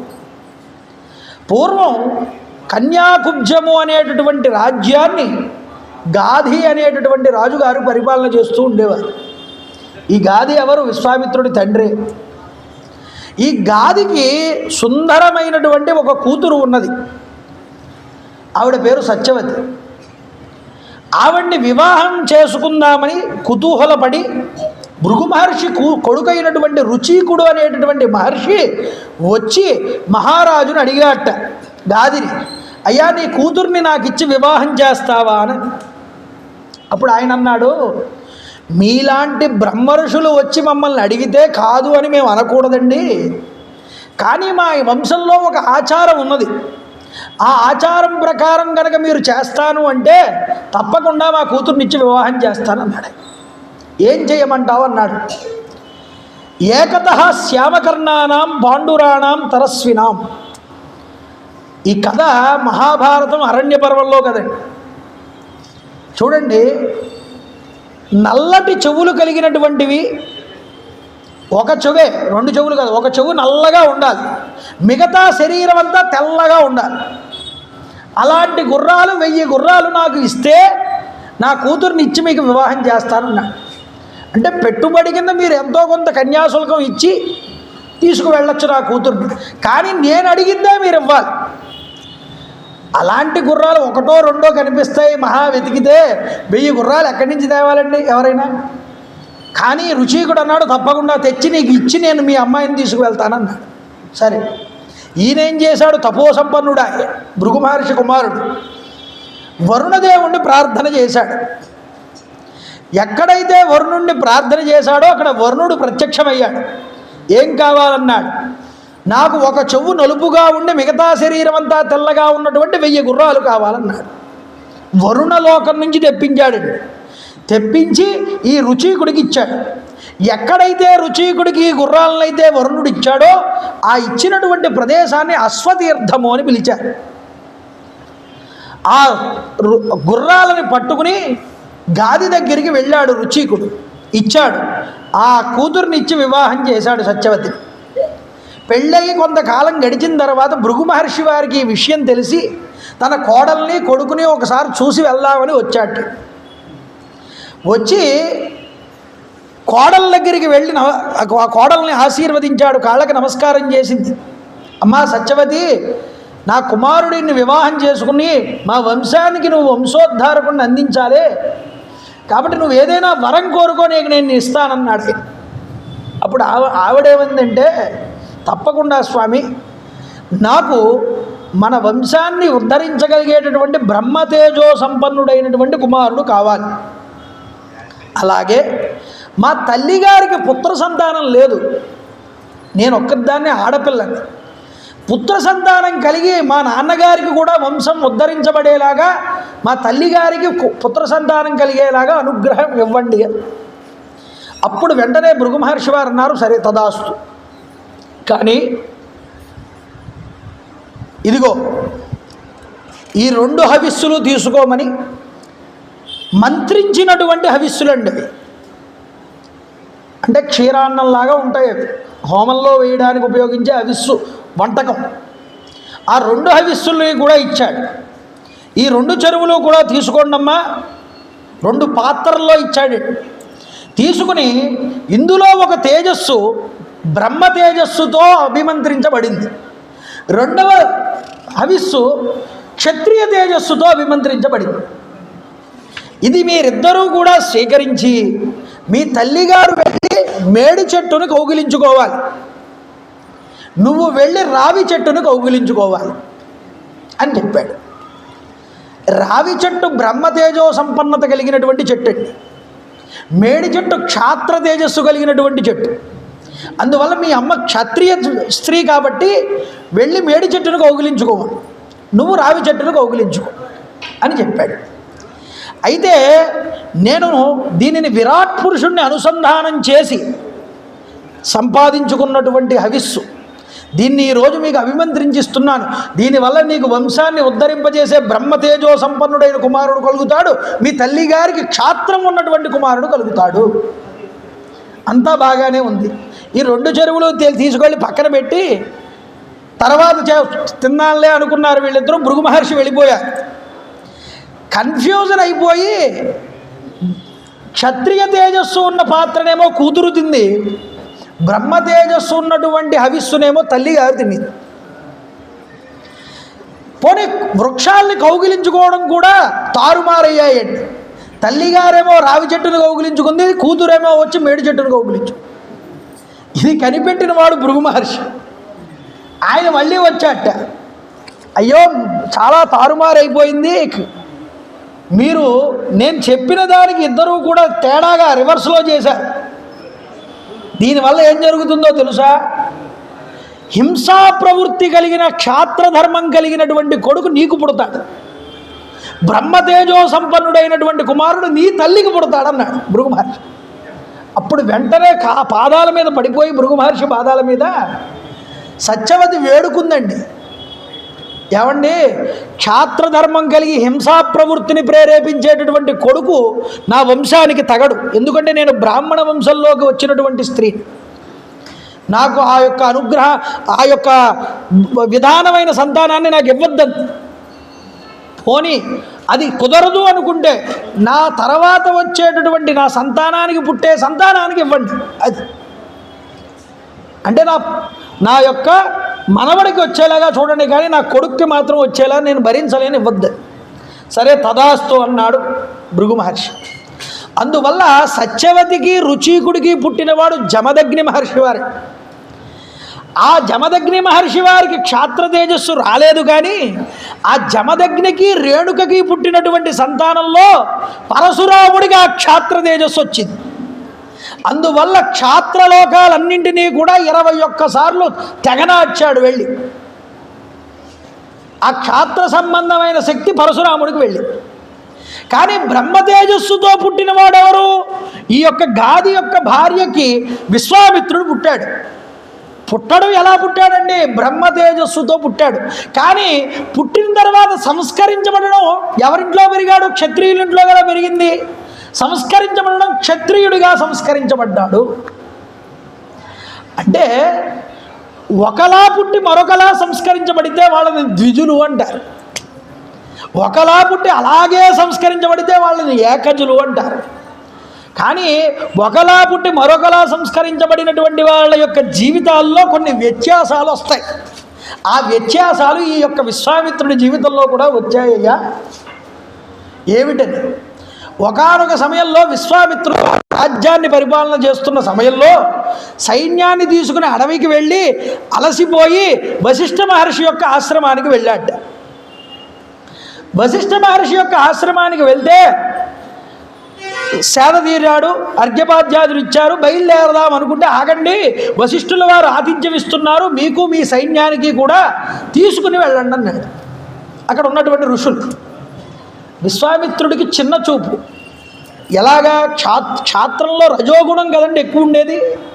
ఆ రజోగుణం వల్ల ఈ సన్యాసి ఏమిటి, ఈ ఋషి ఏమిటి, నాకు మా అందరికీ అన్నం పెట్టడం ఏమిటి, ఏం పెడతాడు మా అందరికీ అన్నం, కందమూలాలు పెట్టాలి, ఇవన్నీ మేము తినలేము, వద్దులేవయ్యా మేము వెళ్ళిపోతాం అన్నట్టు. కాదు కాదు కాదు, ఆయన ఆల్రెడీ అన్నీ సిద్ధం చేయించేశాడు, వస్తున్నాయి మీరు కూర్చోండి అన్నారు.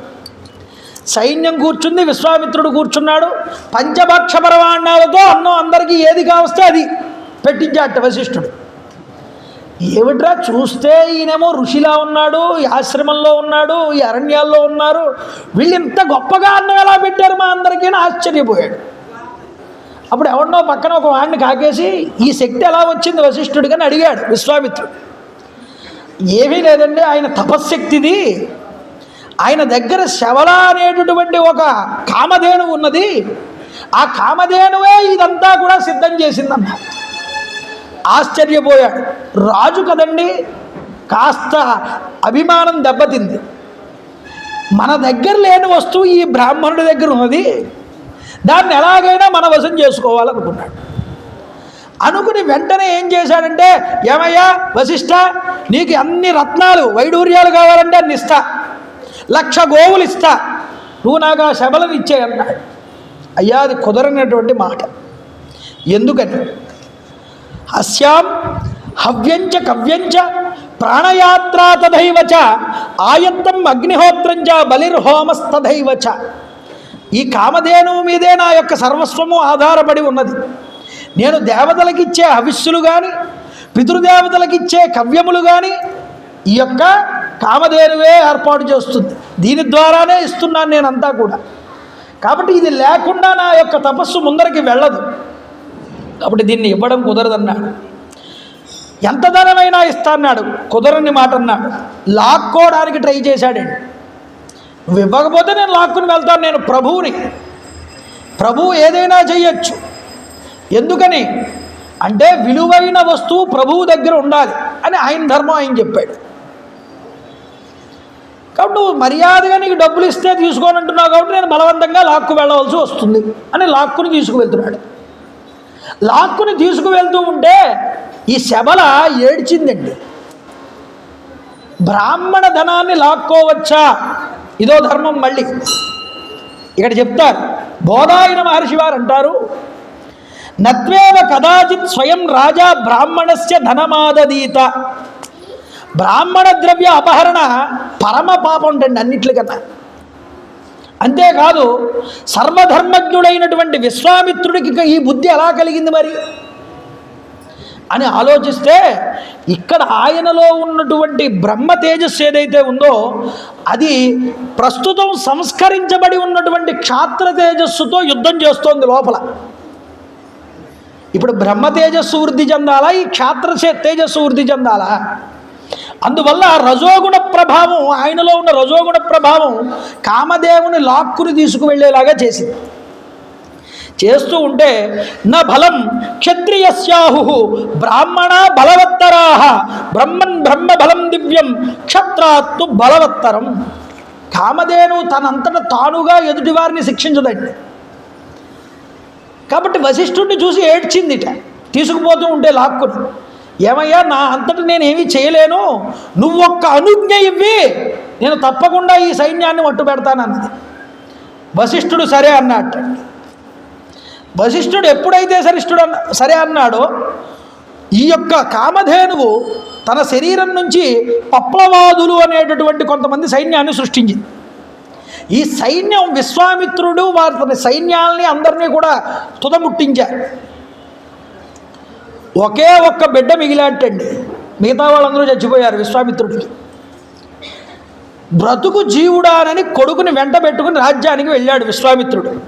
ఓడిపోయి పరువు తీసేసినంత పని అయిపోయింది, తల తీసేసినంత పని. ఇంత శక్తి దేని వల్ల వచ్చింది అని అనుకున్నాడు మనసులో.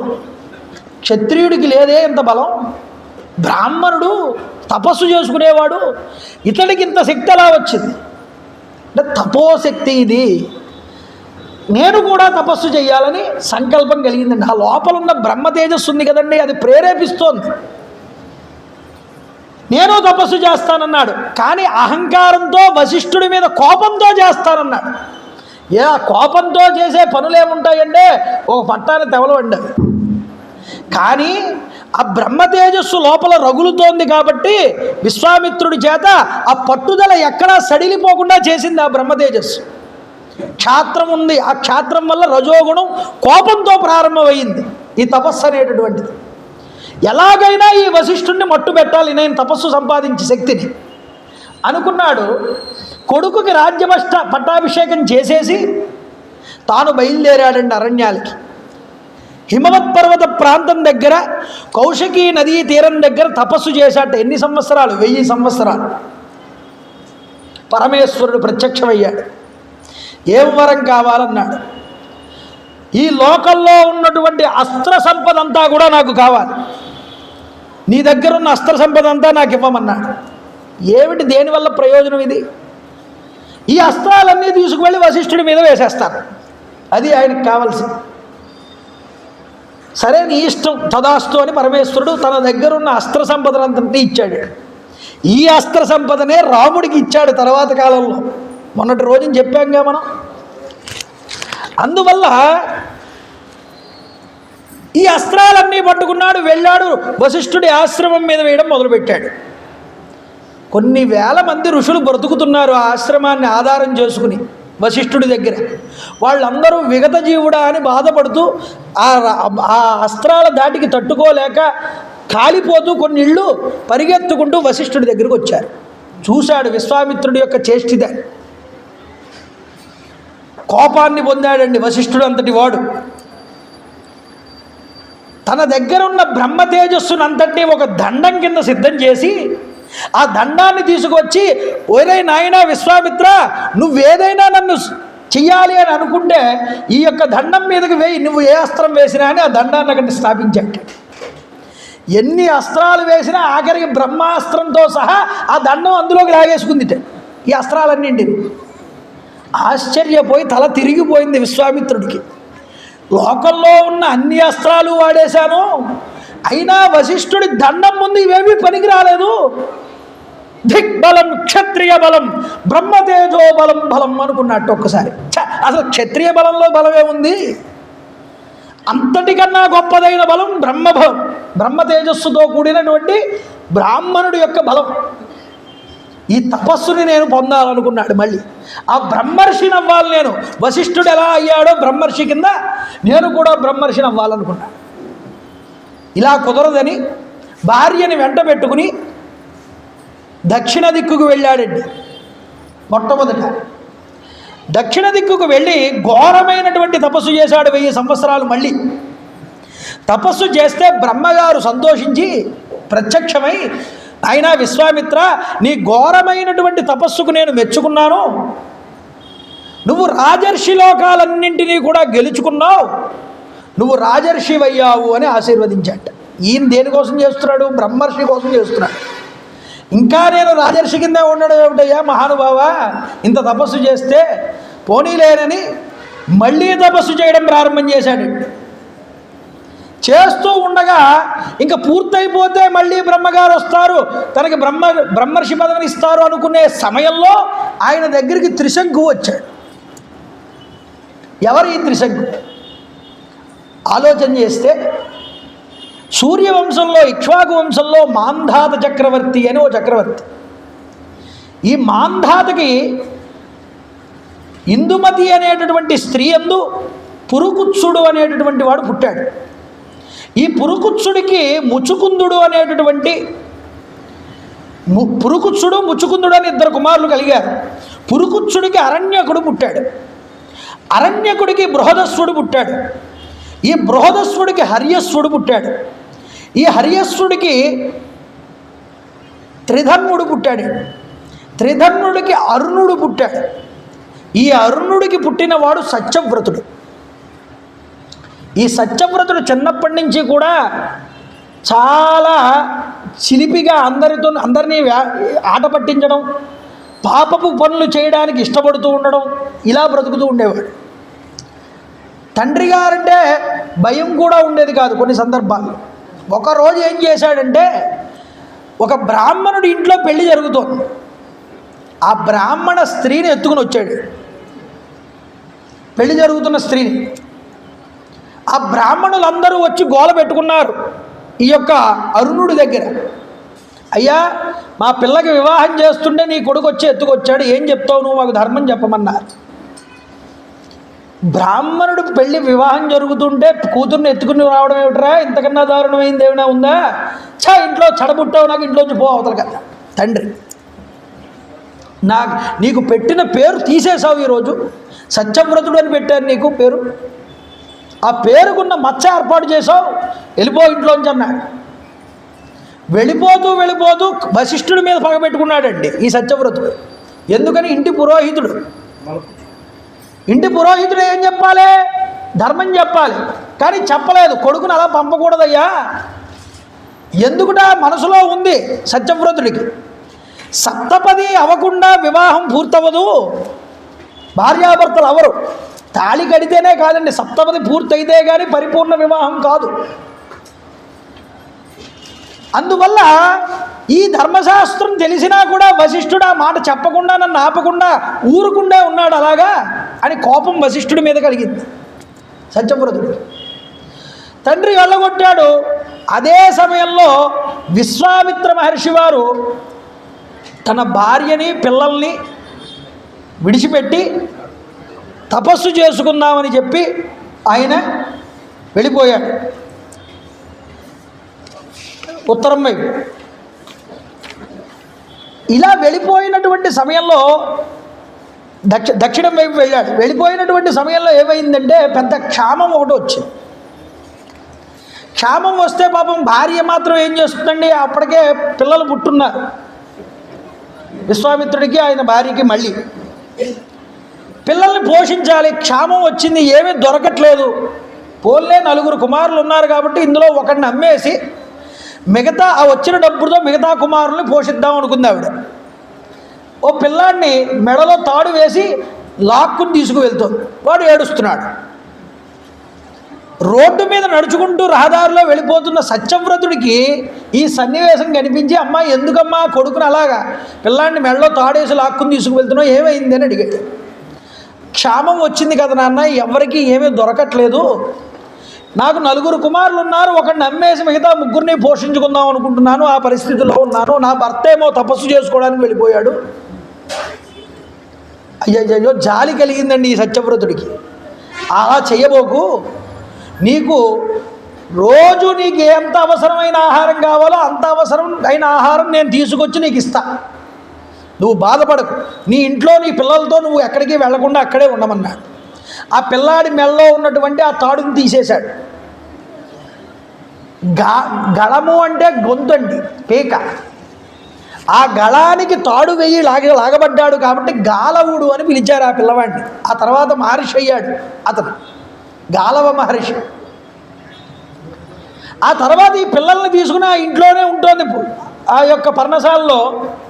రోజు కూడా ఏదో ఒక జంతువుని చంపి ఆ మాంసాన్ని పెట్టుకుని వచ్చి ఇంటి దగ్గర ఎదురుగా ఉన్న చెట్టు దగ్గర కట్టేసి వెళ్ళిపోతున్నాడు ఆహారాన్ని. ఆవిడ వెళ్ళి ఆ మాంసాన్ని తెచ్చుకుని పిల్లలకి పెట్టి తాను తిని పోషించుకుంటుంది. మరి ఈ శరీరం పోషణకి ఏదో ఒకటి ఉండాలి కదండి. శరీరమాత్రం కలు ధర్మ సాధనం అన్నారు. అసలు శరీరం అంటూ నిలబడితే తర్వాత దానికి ప్రాయశ్చిత్తం చేసుకుని ఏదో ఒకటి చేయొచ్చు. క్షామంలో ఏమీ దొరకకపోతే ఆ మాంసమే ప్రసాదం కింద తింటున్నారు వాడు. ఒకరోజు ఇలా ఉన్నటువంటి సమయంలో వశిష్ఠుడి యొక్క గోవు కనిపించిందండి ఈ సత్యవ్రతుడికి. మా నాన్నగారు నన్ను ఇంట్లోంచి పంపించేస్తుంటే ఆపలేదు ఈ వశిష్ఠుడు, ఇతని గోవుని చంపేస్తానని గోవుని చంపాడు. ఆ గోవుని చంపి ఆ గోవు మాంసాన్ని తాను తిని కొద్దిగా ప్యాకింగ్ చేసి తీసుకువెళ్ళి ఆ చెట్టుకు తగిలించాడు. ఆవిడ పాపం ఆవిడకేం తెలుసు, రోజు తెస్తున్నాడు మాంసం, ఏదో మాంసం తినేసింది ఆవిడ, పిల్లలకు కూడా పెట్టేసింది.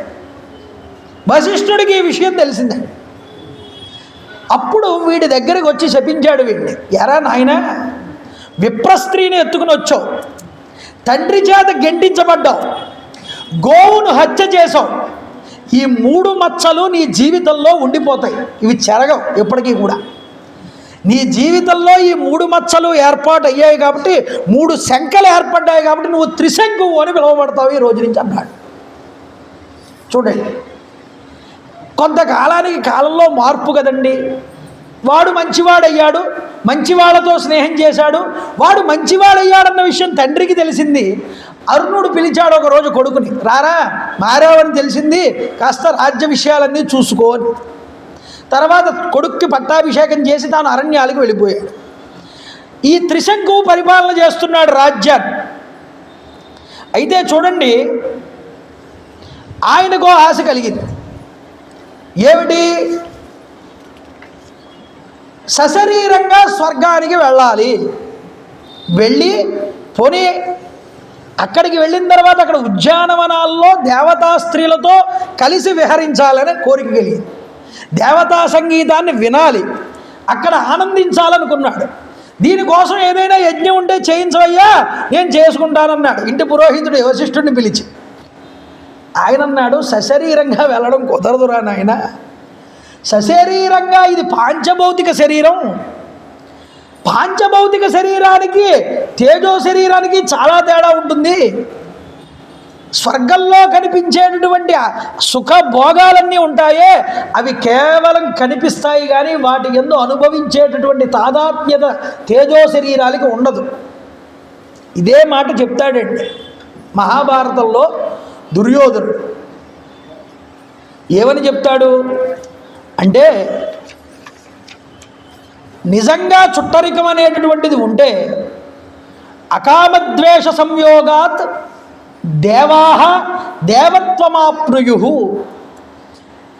నిజంగా వీడు నా కొడుకు, వీడు మావాడు అనే కనుక కామాదులు కనుక ఉండి ఉంటే దేవతలకి పాండవులు ఇన్ని కష్టాలు పడేవారా? దేవేంద్రుడి అంశతో వచ్చిన వాళ్ళుగా వాళ్ళు, వాయుదేవుడి కుమారుడుగా, ధర్మరాజు కుమారుడుగా, ధర్ముడి కుమారుడుగా, అశ్వినీ దేవతల కుమారులుగా వచ్చారు. నిజంగా వాళ్ళకి ఆ పుత్ర వ్యామోహం, ప్రేమ, ఆప్యాయతలు ఉంటే వాళ్ళ కొడుకులను వాళ్ళు రక్షించుకోరండి. అరణ్యాల పాలైతే వాళ్ళు ఒరే అరణ్యాల్లో ఉంటారు, కాస్త వచ్చి స్వర్గంలో ఉండాలని అనొచ్చు కదా. కాదుట, దేవతలకి కావలసింది ఏమిటి అంటే ధర్మం మాత్రమే. ఆ ధర్మం కోసం వాడు కష్టపడినా వాడిని కష్టపడినిస్తారు కానీ వాడి చేత సుఖాన్ని అనుభవింపచేయనివ్వరు. ఇప్పుడు ధర్మం కోసం అరణ్యాలకు వచ్చాడు ధర్మరాజు. ఆ నియమాన్ని పూర్తి చేసుకుని మళ్ళీ తాను ధర్మయుక్తంగా రాజ్యాన్ని సంపాదించుకోవాలి. అందుకని వాళ్ళు దాన్ని విడిచిపెట్టారు. వాళ్ళ మీద వ్యామోహం వాళ్ళకు ఉండదండి. అందుకనే దేవతలకి కామాదులు ఉండవని చెప్పిన వేదవాక్కు పురాణాల ద్వారా మనకి చూపిస్తున్నారు. కాబట్టి శరీరంతో సశరీరంగా వెళ్ళడం అనేది అవ్వదన్నాడు. నువ్వు చెయ్యకపోతే ఇంకో పురోహితుడి దగ్గరికి వెళ్తానన్నాడు. ఈయన పొగరు సమాధానం చూసారా? ఈ మాట ఎప్పుడైతే అన్నాడో చాలా కోపం వచ్చిందండి వశిష్ఠుడికి. బ్రాహ్మణ పత్నిని అపహరించి గోవధ చేసి ధర్మ మార్గాన్ని కూడా ఇప్పుడు దూషించావు నువ్వు. అందువల్ల నువ్వు స్వర్గానికి జీవితంలో వెళ్ళలేవు, చండాలుడివై తిరుగు అని చెప్పించాడు. ఈయనకి చండాలత్వం వచ్చింది.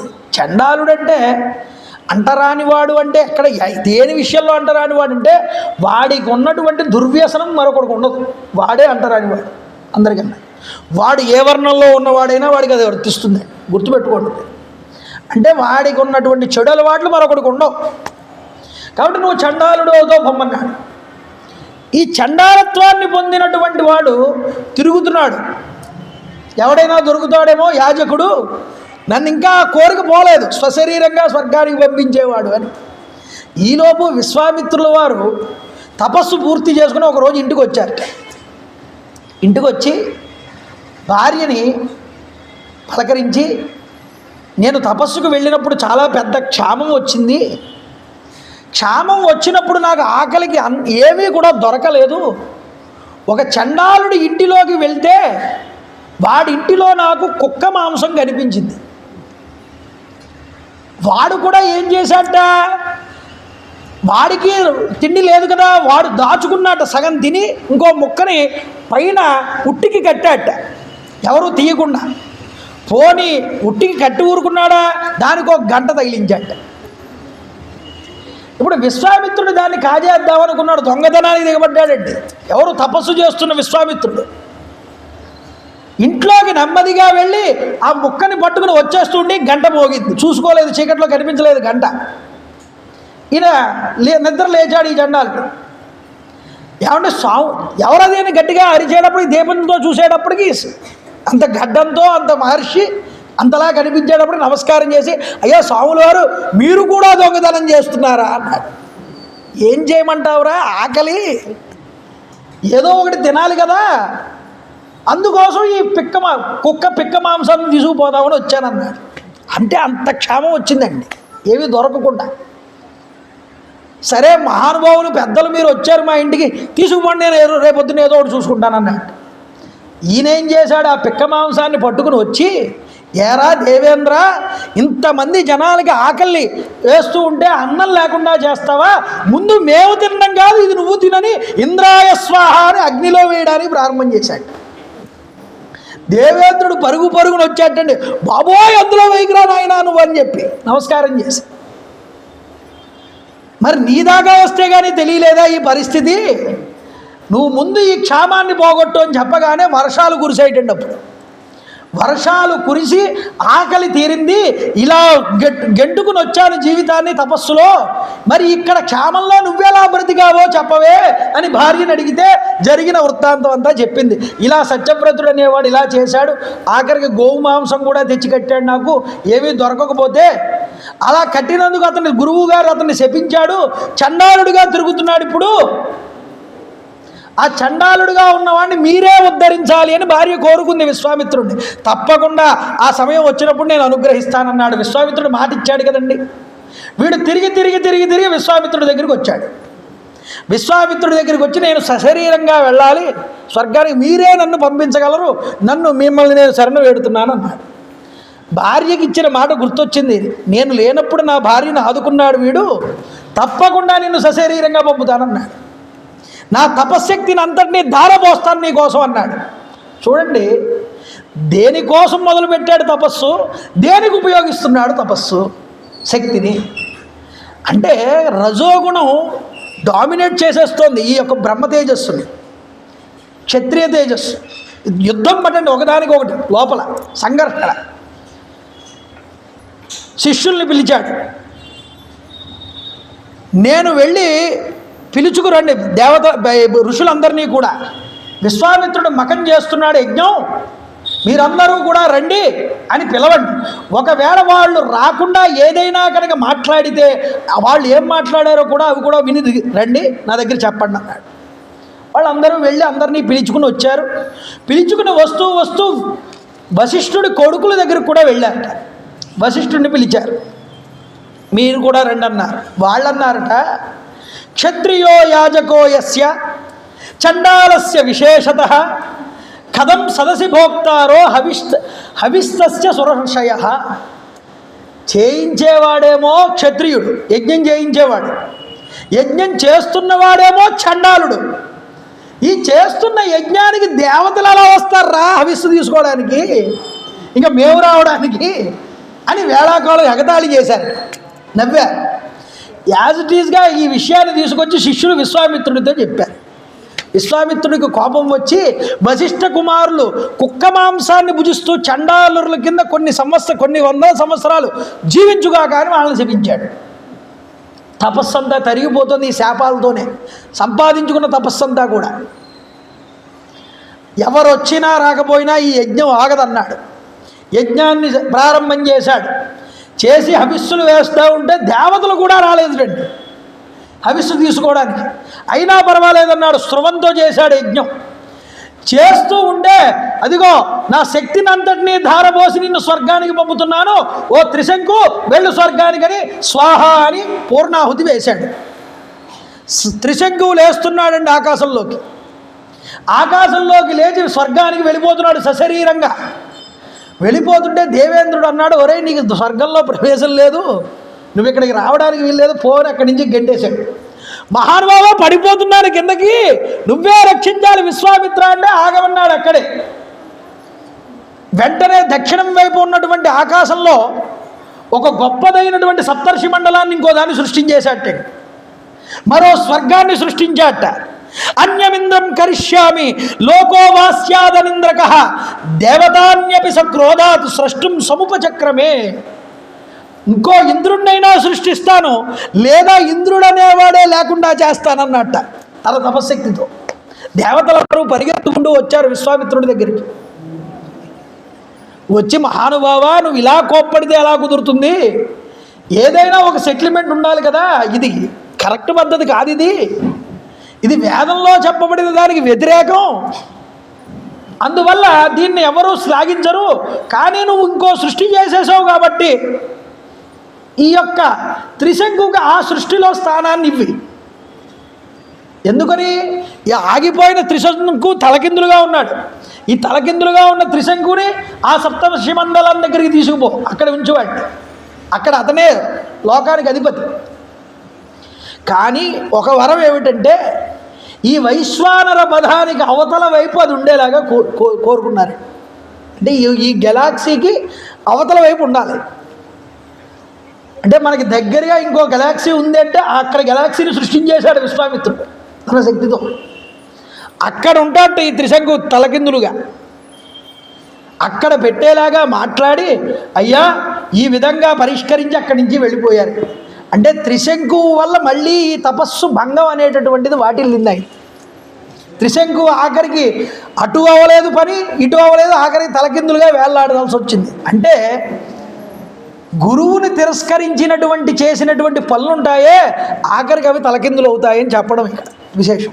వశిష్ఠుణ్ణి కాదని వెళ్ళాడు కదా, వశిష్ఠుణ్ణి ఇంటి పురోహితుడిని కాదని వెళ్ళి చేసినటువంటి క్రతువు ఆఖరికి తలకిందులుగా కూర్చోబెట్టింది. అంతేకాదు మనస్పర్ధతో కోపంతో చేసినటువంటి పనులు దుర్వినియోగం అవుతాయని ఈ యొక్క వశిష్ఠుడి మీద కోపంతో వచ్చి చేసినటువంటి విశ్వామిత్రుడి కథ మనకి తెలుస్తుంది. అందువల్ల చూడండి, ఈ దక్షిణ దిక్కు కూడా తనకి అచ్చు రాలేదనుకున్నాడు, దక్షిణం నుంచి పశ్చిమానికి వెళ్ళాడు. పుష్కర తీర్థం దగ్గర కూర్చొని తపస్సు చేస్తున్నాడు.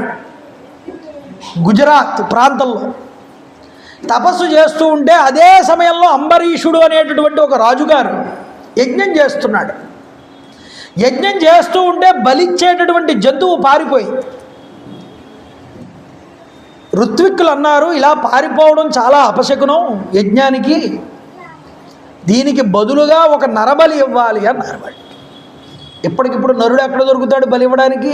ఎవడు ఒప్పుకుంటాడు? వాడు ఇష్టంగా ఒప్పుకోవాలట. ఆయన వెతుకుతున్నాడు అంబరీషుడు, అన్ని ఊళ్ళు వెళ్ళి ఎవడైనా దొరుకుతాడేమో, కాస్త ధనమో గోవులో ఏవో ఒకటి ఇచ్చి కాస్త తీసుకువెళ్దామని. రుచీకుడు సత్యవతి ఉన్న ఆశ్రమం దగ్గరికి వచ్చాట.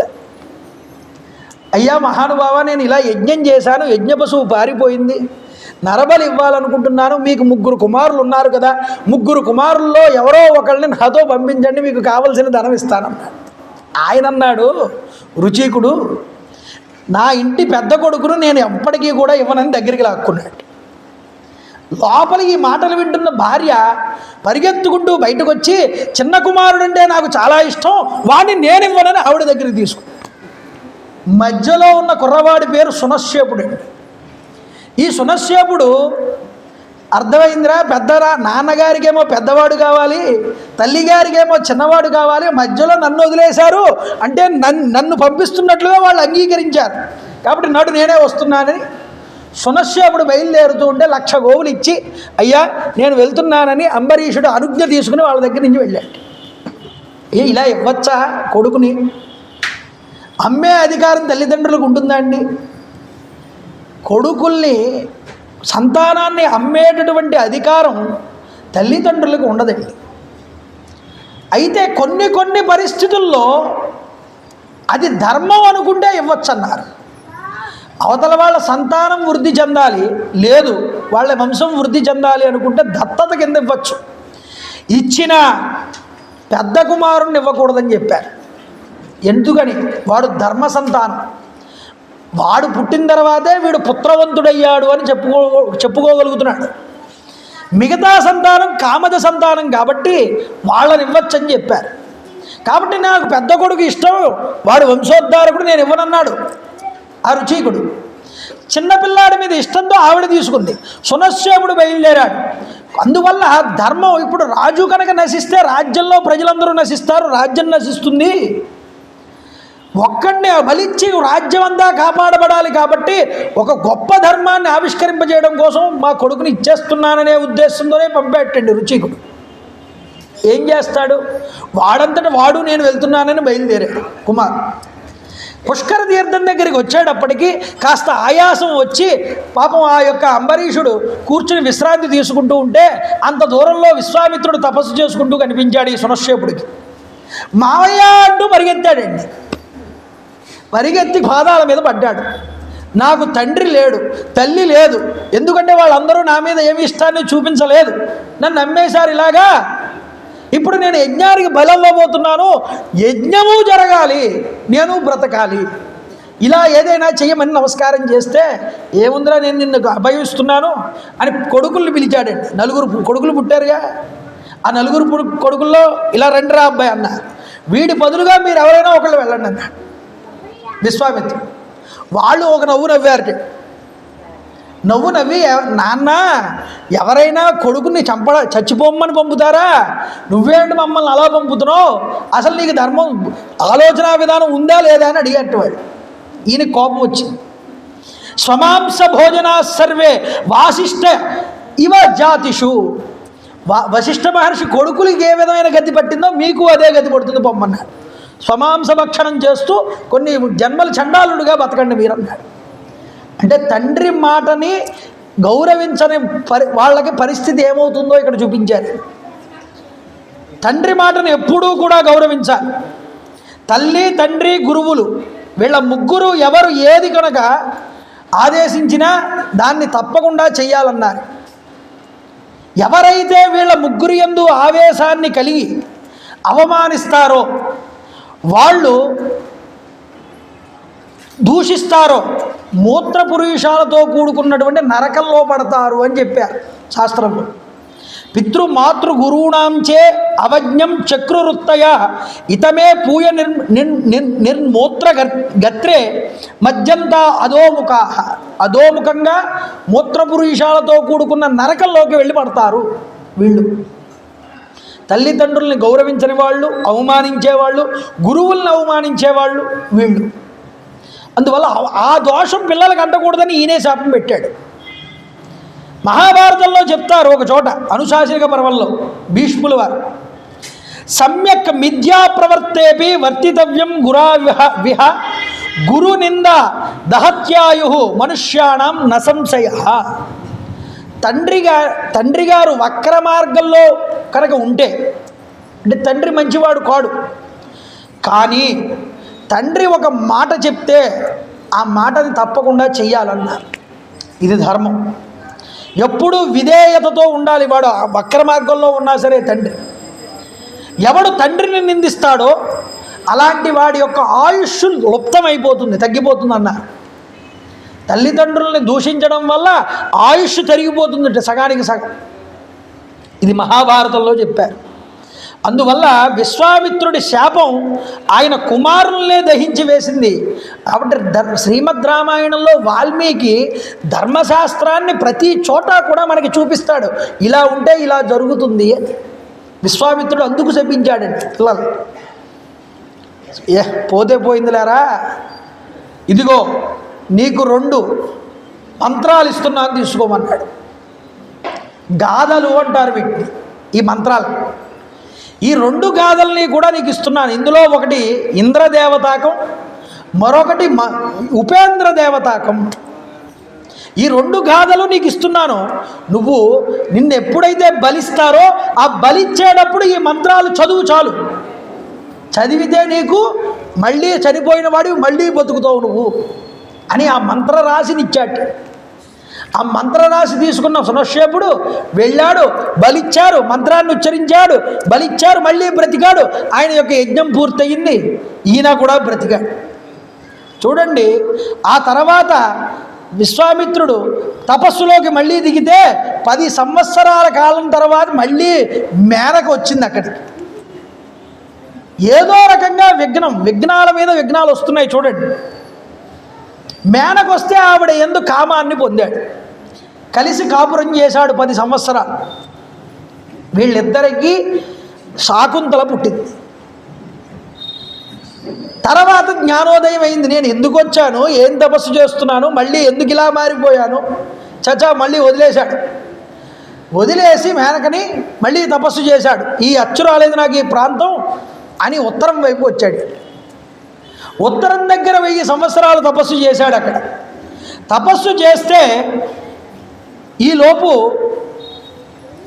ఇంద్రుడు రంభని పంపించాడు. ఈసారి రంభని పంపిస్తే ఈవిడ మళ్ళీ ఆయన దగ్గరికి వచ్చి కామానికి లొంగుతాడా లేదా ప్రయత్నం చేసి, ఈసారి కామాన్ని లొంగలేదు కానీ క్రోధానికి లొంగాడు. కోపం వచ్చింది విశ్వామిత్రుడికి. 10,000 సంవత్సరాలు బండరాయి కింద పడి ఉండని చెప్పించాడు. విశ్వామిత్రుడికి వశిష్ఠుడికి తేడా ఏమిటో తెలుసా అండి? కామః క్రోధః వశే తిష్టతి ఇది వశిష్ఠ. కామాన్ని క్రోధాన్ని వశమునందుంచుకున్నవాడు వశిష్ఠుడు. ఆ కామాన్ని క్రోధాన్ని వశమునందు ఉంచుకోలేకపోయాడు విశ్వామిత్రుడు. కామంతో మేనక దగ్గర పడిపోయాడు, క్రోధంతో రంభ దగ్గర పడ్డాడు. ఓహో, వశిష్ఠుడికి నాకు ఉన్న తేడా ఇదన్నమాట అని అప్పుడు తెలుసుకున్నాడు. అప్పుడు తెలుసుకుని ఏం చేశాడంటే, ఇంక ఈ ప్రాంతం కాదు, తూర్పు వైపుకు వచ్చాడండి. ఉత్తరం నుంచి ఉత్తరం వైపుకు వచ్చి అక్కడ తపస్సు చేయడం ప్రారంభం చేశాడు. తపస్సు చేస్తే బ్రహ్మగారు ప్రత్యక్షమై నువ్వు ఋషివయ్యావు అన్నాడు. సరిపోలేదు ఆయన, ఇంకా మరీ తపస్సు చేయడం ప్రారంభం చేశాడు.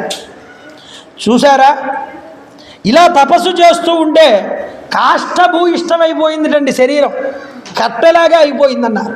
పంచాగ్నుల మధ్య నిలబడ్డాడు. 4 వైపులా 4 అగ్నిహోత్రాలు పెట్టుకుని 5వ అగ్ని పైన ఉన్నటువంటి సూర్యుడు ఆయన్ని చూస్తూ తపస్సు చేశాడు.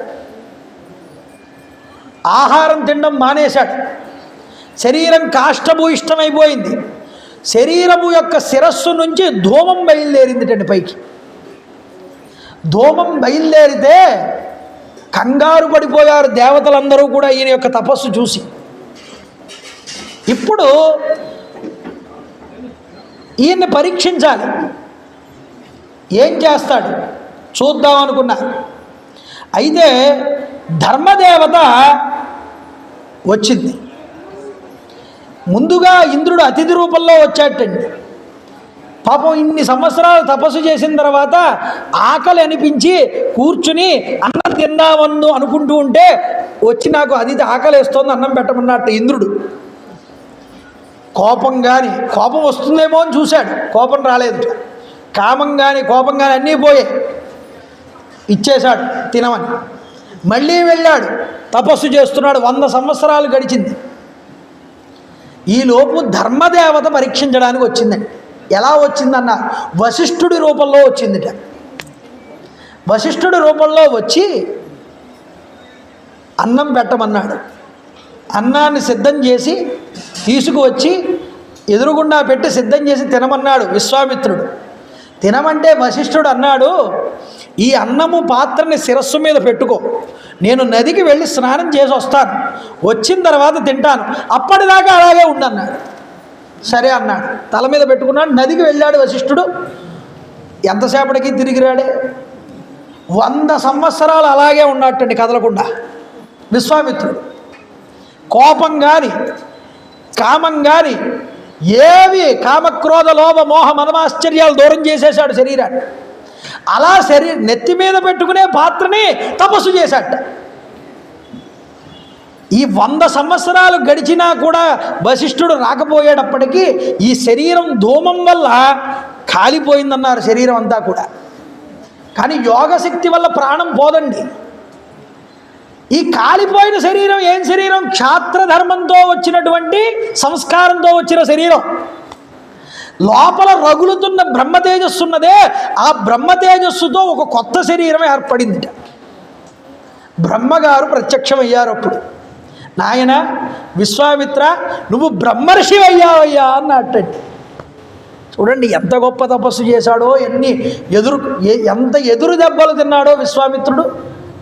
కష్టం అంటే మనం అనుకుంటాం మనవే కష్టాలని చాలామంది, కానీ తాను అనుకున్నది సాధించడం కోసం ఎన్ని కష్టాలైనా సరే పడుతూ తాను సాధించేదాని కోసం తాను ఎంతగా కృషి చేశాడన్నది విశ్వామిత్రుడి యొక్క చరిత్ర మనకి తెలియజేస్తుంది. నువ్వు బ్రహ్మర్షి అయ్యావంటే ఒప్పుకోనయ్యా, దీన్ని సకల దేవతలు అందరూ కూడా దీన్ని అంగీకరించాలి, బ్రాహ్మణులు అందరూ కూడా దీన్ని అంగీకరించాలి. అంతేకాదు బ్రహ్మపుత్రుడు అయినటువంటి వశిష్ఠుడు నన్ను ఒప్పుకోవాలి బ్రహ్మర్షిని అని. ఎందుకంటే వశిష్ఠుడి మీద కోపంతో కదా చేసింది. వశిష్ఠుడు నన్ను ఒప్పుకోవాలి అని దేవతలందరినీ విశ్వామిత్రుడు కోరితే అప్పుడు వశిష్ఠుడు వచ్చి అనుగ్రహించి విశ్వామిత్రుడితో స్నేహం చేశాటండి వశిష్ఠుడు. చూసారా, నువ్వు బ్రహ్మర్షివైనావయ్యా అని ఆయన నోటితో ఆయనే చెప్పాట విశ్వామిత్రుడితో. ఆనందించాడు. ఈ చరిత్రని జనక మహారాజు గారి యొక్క సభలో ఆ శతానందుడు రామచంద్ర ప్రభువుకి చెప్తే, నా గురువు ఇంత గొప్పవాడా విశ్వామిత్రుడు, తాను బ్రహ్మర్షి పదవిని సాధించడానికి ఇంత కష్టపడ్డాడా, నిజానికి ఆశ్చర్యపోతూ రామచంద్ర ప్రభు అంతటి ఆయన తన గురువు కేసు అలా చూస్తూ ఉండిపోయాడు. నిజానికి రామచంద్ర ప్రభువుకి తన కథ చెప్పుకోవడం కన్నా ఈరోజు తన గురువు గారి కథ చెప్తే ఆయన ఎంతగానో ఆనందిస్తాడు. గురువులంటే అంత శ్రద్ధ రామచంద్ర ప్రభువుకి. అంతటి విశ్వామిత్రుడి యొక్క చరిత్ర మనం విన్నాం ఈరోజు. క్రతుబుక్ సంతతి తోడబోరి సురలోకం మొండు కల్పించి దివ్య తపశక్తి త్రిశంకు నందునిజే ఏ భవ్యుండు ప్రాక్ సృష్టికిన్ ప్రతి సృష్టిని గడించి బ్రహ్మర్షి పదవే రాజర్షి సాధించన్ అట్టి తపోరాసి తలంప వాటి కవే వాటిల్లును శుభారంభముల్. బలిజేపల్లి వారి తమాషా. ఈ ప్రాక్ సృష్టికి ప్రతి సృష్టిని ఘటించినటువంటి ఈ విశ్వామిత్రుడు బ్రహ్మర్షి కింద మారినటువంటి ఈయన కథని తలుచుకుంటే చాలునండి, వాటికి అవే వస్తాయిట శుభారంభాలన్నీ కూడా. మనకి శుభాలు కలగాలంటే విశ్వామిత్రుడు బ్రహ్మర్షి కింద మారిన కథ వినమన్నారు. అంతటి గొప్పదైనటువంటి కథ విని రామచంద్ర ప్రభు ఆనందిస్తే ఆ రోజు రాత్రి అక్కడ విశ్రాంతి తీసుకున్నారు. తర్వాత రోజు ఉదయాన్నే జనక మహారాజు గారి దగ్గరికి రామలక్ష్మణులిద్దరినీ కూడా వెంట పెట్టుకుని విశ్వామిత్రుడు వారు వచ్చారు. అక్కడ శివధనుర్భంగం అనేటటువంటి ఘట్టం, సీతారామ కళ్యాణం అనేటటువంటి ఘట్టం రేపన్నటి రోజున ఈ ప్రాంగణంలో జరుగుతుంది. ఈ 6 రోజులు కూడా రత్నశిల్పి వడయార్ గారి పేరు మీదుగా, వాళ్ళ తల్లిదండ్రుల పేరు మీదుగా జరిగింది. ఇక రేపటి నుంచి మనం మరొక వ్యక్తులతో మనం ఈ యొక్క కార్యక్రమాన్ని ప్రారంభం చేద్దాం. అయితే ఈరోజు వడయార్ గారు జన్మదినం సందర్భంగా కూడా ఇంతటి 6 రోజులు ఈ కార్యక్రమాలు వాళ్ళు ఇక్కడ జరిపించినందుకు గాను వచ్చిన మీ అందరికీ కూడా కాస్త అల్పాహారం అది ఇక్కడ ఏర్పాటు చేయడం జరిగింది. మీరు శుభ్రంగా అది ప్రసాదం కింద స్వీకరించి మీరు ఇంటికి వెళ్ళవలసిందిగా నేను కోరుతున్నాను. నేను చెప్తాను, మీరందరూ కూడా చెప్పండి. శ్రీరామ జయ రామ జయ జయ రామ, శ్రీరామ జయ రామ జయ జయ రామ, శ్రీరామ జయ రామ జయ జయ రామ, శ్రీరామ జయ రామ జయ జయ రామ, శ్రీరామ జయ రామ రఘురామ, శ్రీరామ జయ రామ రఘురామ, శ్రీరామ జయ రామ రఘురామ, శ్రీరామ జయ రామ కోదండరామ, శ్రీరామ జయ రామ కోదండరామ, రామ్ రామాయ నమః. రామ్ రామాయ నమః. రామ్ రామాయ నమః. రామ్ రామాయ నమః. రామ్ రామాయ నమః. రామ్ రామాయ నమః. రేపు సాయంత్రం ఇక్కడ స్వామివారి కళ్యాణ ఘట్టం గురించి వివరించడం జరుగుతుంది కాబట్టి వివాహం కాని వాళ్ళు ఎవరైనా ఉన్నా వాళ్ళు వచ్చి కళ్యాణ ఘట్టాన్ని వింటే వాళ్ళకి తప్పకుండా కళ్యాణాలు జరుగుతాయి. అందువల్ల మన పిల్లల్లో కానీ మనకి తెలిసిన వాళ్ళు కానీ పిల్లలు ఎవరైనా ఉంటే వాళ్ళని తీసుకొస్తే వాళ్ళు వింటే కాస్త ఆ స్వామివారి ప్రసాదాన్ని స్వీకరిస్తే సకల శ్రేయస్సులు కలుగుతాయనడంలో సందేహం ఏమీ లేదండి. అంతటి శ్రీరామనవమి రోజు మనం ఈ యొక్క విశ్వామిత్ర చరిత్రను చెప్పుకుని రేపన్నటి రోజున కళ్యాణాన్ని కూడా చెప్పుకుని మనందరం కూడా తరిద్దాం. ఇప్పుడు అందరూ కూడా చక్కగా ఈ చెప్తున్నటువంటి నామాలు ఏవైతే ఉన్నాయో ఈ చెప్పిన 2 నిమిషాలు చెప్పడం కాదు, ఇదే నామాలని మనం ఇంటికి వెళ్ళిన తర్వాత కూడా రోజు చక్కగా దీన్ని పారాయణలో పెట్టుకుని ఒక 5 నిమిషాలైనా ప్రశాంతంగా ఎవరితో మాట్లాడకుండా ఈ నామాన్ని కనుక మనం రోజు కనుక ఏ వారానికి ఆ వారం నామాలు ఇచ్చాను ఆ పాంప్లెట్లో మీరు చక్కగా చెప్పుకుంటే మనకి రామచంద్ర ప్రభు యొక్క పరిపూర్ణమైనటువంటి ఆ కృపా కటాక్షాలు లభిస్తాయనడంలో ఎటువంటి సందేహము కూడా లేదు. ఈ రోజుతో శ్రీనాథ రత్నశిల్పి వడయారు గారి పేరు మీదుగా ఈ కార్యక్రమాలు పూర్తయ్యాయి. వడయారు గారు కూడా వచ్చి ఉన్నారు సభా ప్రాంగణానికి. వారి యొక్క పుట్టినరోజు కూడా ఈరోజు కలిసి వచ్చింది ఆయనకి. ఆయన ఇలాంటి కార్యక్రమాలు ఎన్నో ధార్మిక కార్యక్రమాల్లో ముందు వెళ్ళి పాలు పంచుకోవాలని నేను మనస్ఫూర్తిగా కోరుకుంటూ మంగళాశాసనపరై పదాచార్య పురోగమై సర్వైశ్చ పూర్వైరాచార్యై సకృతాయాస్తు మంగళం. కాళే వర్షతు పర్జన్య పృథివీ సత్యశాలిని. జై గురుదేవ దత్త. సర్వం శ్రీమామహేశ్వర పరబ్రహ్మార్పణమస్తు. స్వస్తి.